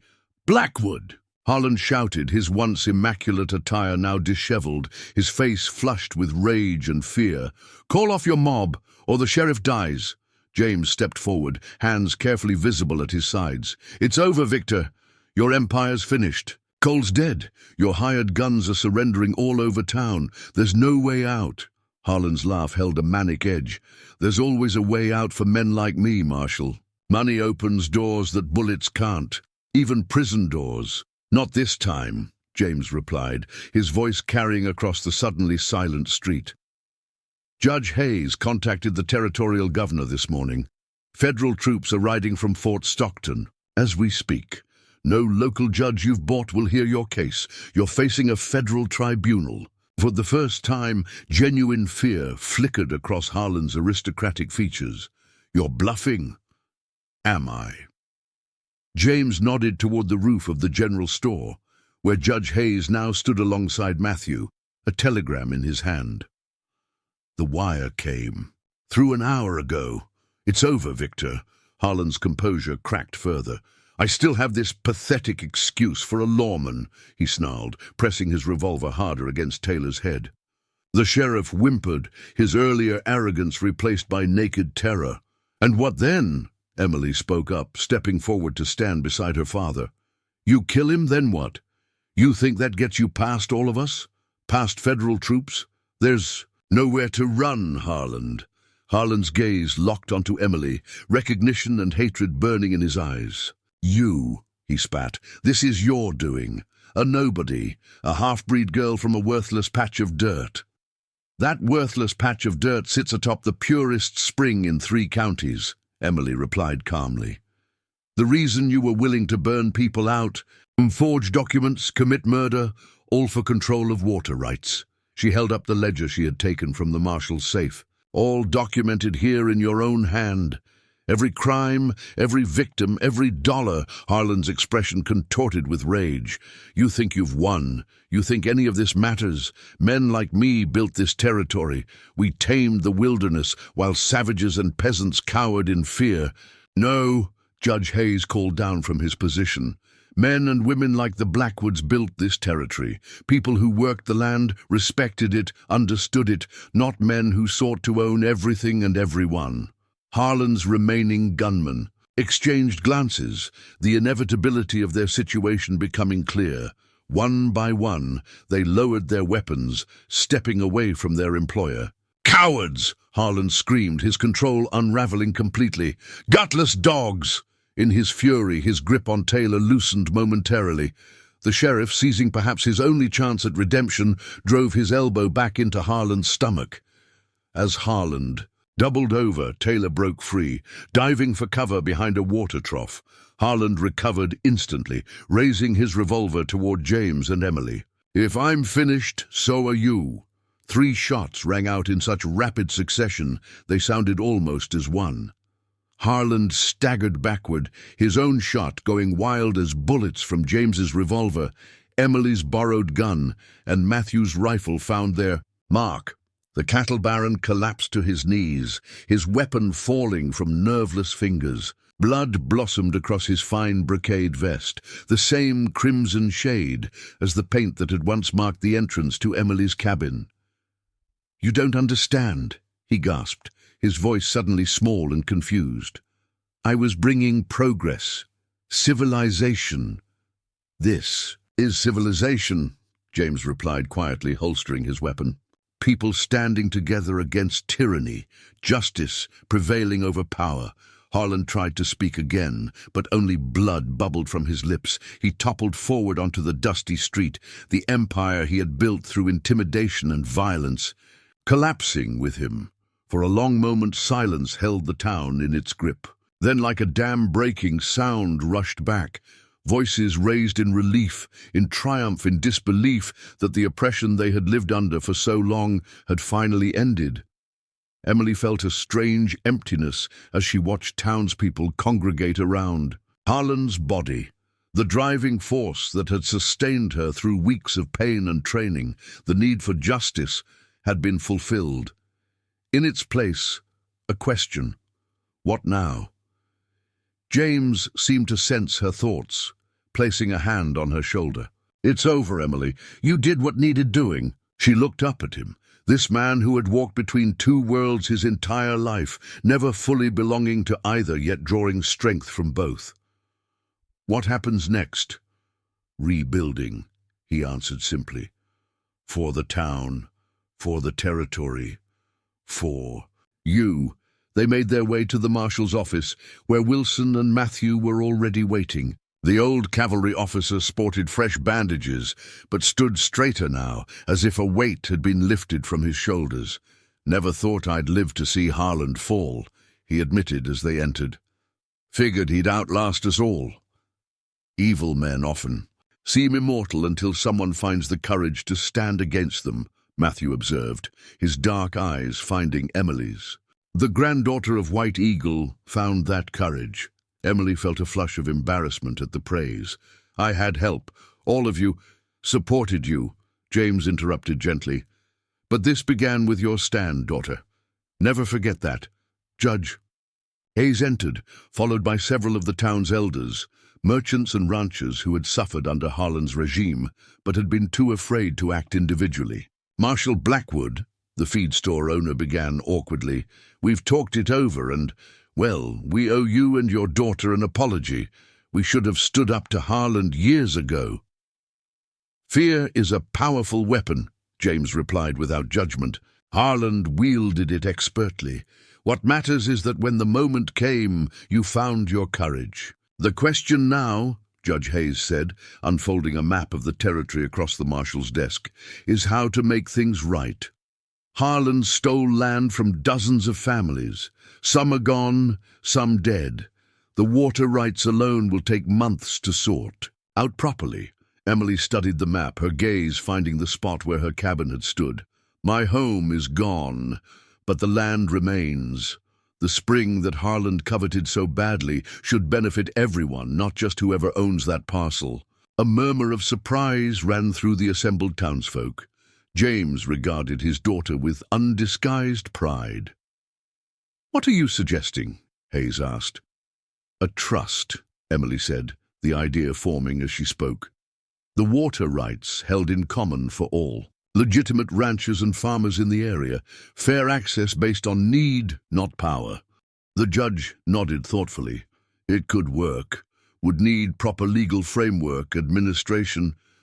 "I'll oversee it," Wilson volunteered. "Been meaning to find a purpose since my arthritis made ranching too difficult." As the discussion continued, plans taking shape for a more equitable distribution of the resources Harlan had sought to monopolize, Emily found herself stepping back, watching rather than participating. A weariness born of weeks of tension and training settled into her bones. Matthew appeared at her side, his presence calming as always. "Your path has reached a crossroads, niece," he observed quietly. "The warrior's journey does not end with a single battle." Emily met his gaze. What comes after vengeance, after justice, growth, healing, purpose? The medicine man gestured toward her father, now deep in discussion with Hayes and the others. "James found his purpose in upholding the white man's law, while honoring the spirit of his Comanche heritage. Your purpose may be different, but no less worthy." A commotion outside interrupted their conversation. Emily moved to the window to see riders approaching, uniformed cavalry from Fort Stockton, as her father had promised. The federal presence would ensure that Harlan's remaining supporters could not reassert control. "It really is over," she murmured, watching as the soldiers dismounted in the street. "This chapter, yes," Matthew agreed, "but your story continues." The next few days passed in a blur of activity. Federal investigators descended on Willow Creek, collecting evidence of Harlan's crimes and interviewing witnesses long silenced by fear. Land deeds were examined, forgeries identified, legitimate claims restored where possible. Emily spent hours with the investigators, her testimony crucial to building a case against Harlan's network that extended far beyond the immediate territory. The cattle baron might be dead, but his financial backers in Austin and beyond remained to be brought to justice. On the fifth day, as sunset painted the western sky in shades of orange and purple, Emily found herself standing amid the ruins of her cabin. She had ridden out alone, needing space to think, to decide what came next. Little remained of the home she had built with her own hands: charred timbers, broken crockery, the twisted metal frame of her bed, all scattered by wind and weather. Since the night Cole and his men had left her for dead, yet amid the destruction Emily found unexpected signs of renewal. Wildflowers had taken root among the ashes, their delicate blooms pushing up through the blackened soil. Nature itself was showing her the way forward, not erasing what had happened, but transforming it into something new. The sound of hoofbeats drew her attention. James approached on his stallion, leading Penny, Emily's mare that had fled during the attack and had somehow found her way back to town during the confrontation with Harlan. "Thought you might want to see her," James said, as he dismounted. "Wilson's been looking after her. She's skittish but remembers you." Emily approached the mare slowly, murmuring soothing words in the Comanche tongue. Penny's ears flicked forward in recognition, and she stretched her neck to nuzzle Emily's palm. "She survived. Just as you did," James observed, surveying the ruins of the cabin. "Are you planning to rebuild here?" Emily considered the question as she stroked Penny's velvet nose. "I don't know," she admitted. "This place holds memories now. Not all of them good." "Understandable." James moved to stand beside her, his gaze taking in the devastation Cole had wrought. "I've received orders from the Territorial Marshal's office. They want me to establish a permanent presence in Willow Creek. Too much corruption to be rooted. Out with just a temporary assignment." Emily glanced at him in surprise. "You're staying?" He nodded. "The town needs stability during the transition. Judge Hayes is setting up a proper court, independent of Harlan's influence. Wilson's organizing the water trust you proposed." A slight smile touched his lips. "Seems I'll be busy for the foreseeable future." "They're lucky to have you," Emily said sincerely. "I could use help," James continued, his tone carefully casual. "Someone who knows the territory, understands both sides of its nature. The Marshal's office has authorized me to appoint a deputy." Emily stared at him, momentarily speechless. "Me? A deputy marshal? Why not?" James shrugged. "You've proven your courage, your resourcefulness, your commitment to justice. The badge doesn't care if you're a woman or who your ancestors were. It only cares that you uphold what it represents." Emily faltered, overwhelmed by the unexpected offer. "I've never thought of myself as a lawwoman." "Neither did I once," James replied. "I was simply White Eagle's son, learning the warrior's path. But I found that justice transcends the boundaries between our worlds." He reached into his pocket, withdrawing a small silver star. "You don't have to decide now. Take time to consider." Emily looked from the badge to the ruins of her former life, then to the wildflowers pushing through the ashes. Perhaps this was the purpose Matthew had spoken of, not just seeking justice for herself, but helping others find it as well. "What about Matthew?" she asked. "He can't return to his canyon now that so many know of its existence." "Already settled," James assured her. "Hayes has deeded him land at the base of Broken Rock, legally documented this time. He'll establish a proper home there, continue his healing work for those who seek it." As the last light faded from the sky, father and daughter stood together amid the ruins that had catalyzed their reunion. Neither fully white nor fully Comanche, They occupied the challenging space between worlds, but instead of weakness, Emily now recognized that duality as a unique strength. "We should head back before dark," James finally said, turning toward his horse. Emily lingered a moment longer, her hand finding the medicine pouch at her belt, the one Matthew had given her weeks ago in the canyon. Within it lay a small leather-wrapped object she had carried since that night, but had never opened. Untying the soft buckskin, she revealed a tiny carved thunderbird, a protective symbol among the Comanche, meant to watch over warriors on dangerous journeys. It had belonged to her grandfather, then her father, and now to her. "Ready?" James called, already mounted. Emily wrapped the carving carefully and returned it to her pouch. Tomorrow would bring decisions about rebuilding, about the deputy's badge, about which path to follow. But tonight, she would celebrate what had already been accomplished: justice served, a community freed, and a heritage embraced in all its complexity. "Ready?"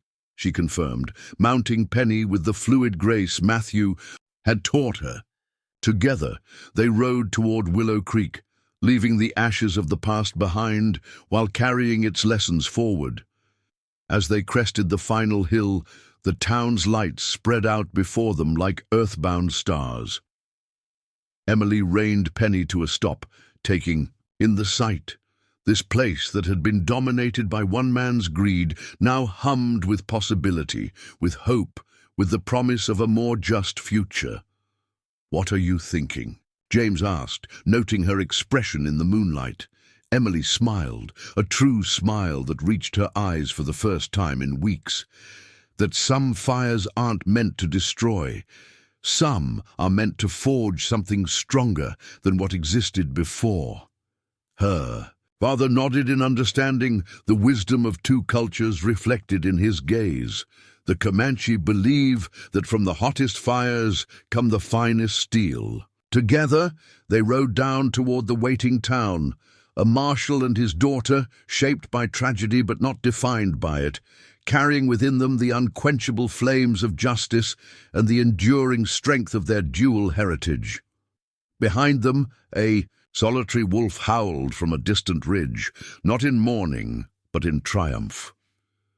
3 months after Harlan's fall, Willow Creek had transformed. The town that once cowered under a cattle baron's shadow now bustled with renewed purpose. Storefronts that had stood empty were reopened by returning families.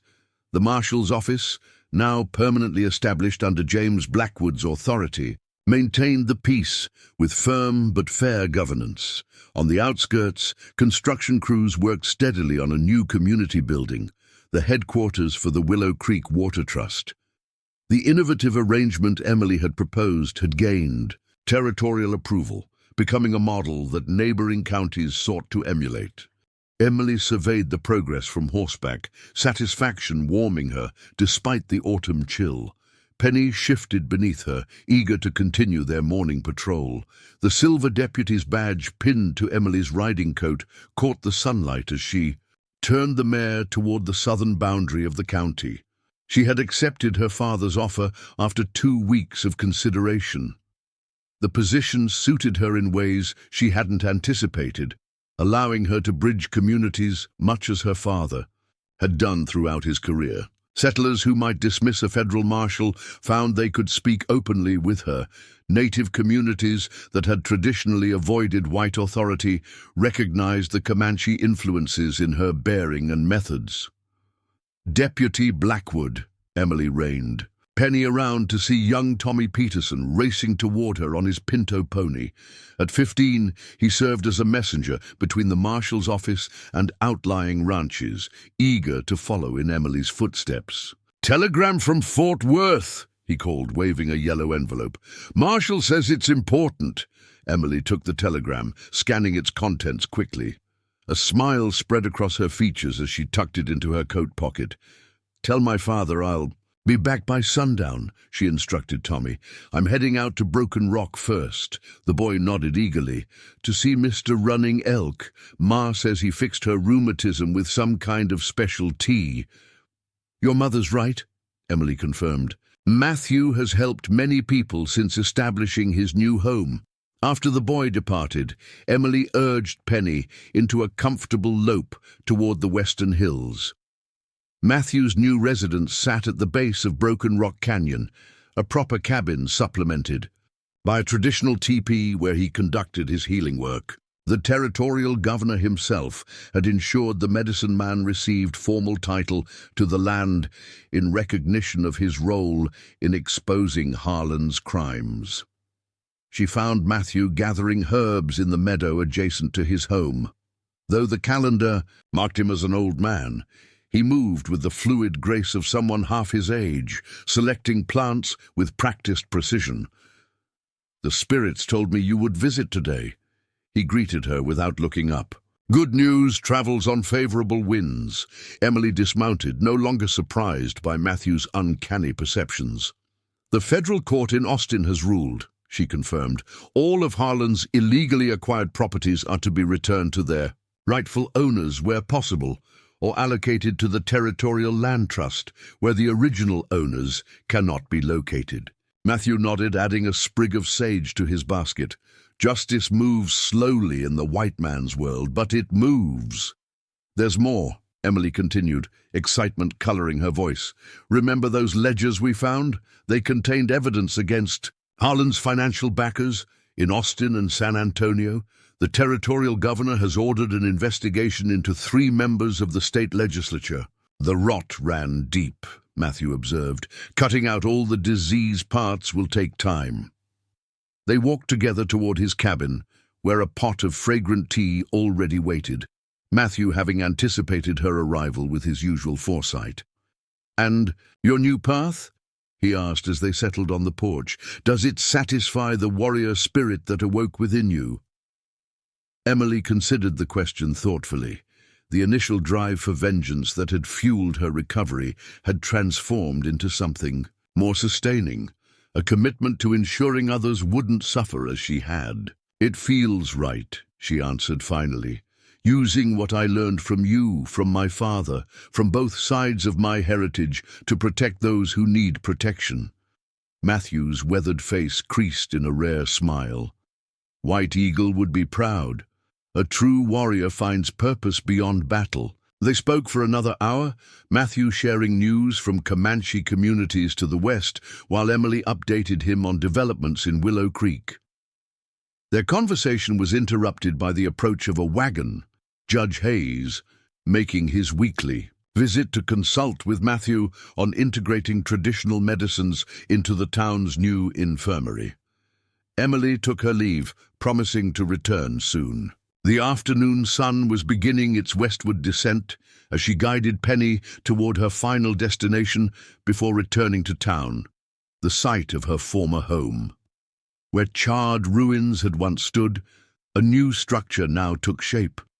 Smaller than her original cabin, but sturdier, with stone foundations and a broad porch facing the sunrise. Emily had decided to rebuild, not to live there permanently, but as a sanctuary where she could reconnect with the memory of her mother and the independence she had valued. Wilson supervised the construction, finding renewed purpose in the project. He stood now on the partially completed porch, calling instructions to 2 young ranchers who were setting roof beams. "Right on schedule," he informed Emily as she approached. "Should be watertight before the first snow. That spring house you wanted is finished too. Finest stonework I've seen in the territory." The spring that had motivated Harlan's deadly greed now flowed through a carefully constructed channel, serving Emily's modest needs while directing the majority of its pure water toward a community irrigation system that would benefit a dozen surrounding farms. "It's perfect, Samuel," she said, using the old cavalryman's given name, a privilege he extended to few. "My mother would have approved." Wilson's weathered face softened. "Sarah was always practical that way. I strongly believe that blessings should be shared." He hesitated, then added, "Your father rode out this morning toward the North Woods, said something about paying respects." Emily understood immediately. Though rarely discussed, she knew that deep in the forest lay a sacred site where her grandfather, White Eagle, had been laid to rest according to Comanche tradition when James was still a young man. "I'll meet him in town," she decided. Some journeys were meant to be taken alone. As sunset painted the hills in amber and gold, Emily completed her circuit back to Willow Creek. The town glowed with lantern light as businesses closed and families gathered for evening meals. So different from the tense, fearful community it had been under Harlan's shadow. At the marshal's office, she found her father reviewing correspondence at his desk. The past months had added new silver streaks to his black hair, but his posture remained unbent, his blue eyes sharp as ever. "Court ruled in our favor," she announced, hanging her hat on the rack. James nodded. "Got the wire? Good news, though we still have work ahead." He gestured toward a stack of papers. "These are claims from families as far as the New Mexico border, all with stories about Harlan's men driving them off their land. Going to take months to sort through them all." "We'll manage," Emily assured him, pouring coffee for them both. "One case at a time, one family at a time." Her father studied her over the rim of his cup. "Any regrets about accepting the badge instead of returning to ranching?" Emily considered the question, thinking of all that had transpired since that fateful day when Cole and his men had left her for dead. The pain, the transformation, the discovery of strength she hadn't known she possessed. "No regrets," she answered. "Honestly, this is where I'm meant to be." James smiled, a rare, full smile that erased years from his features.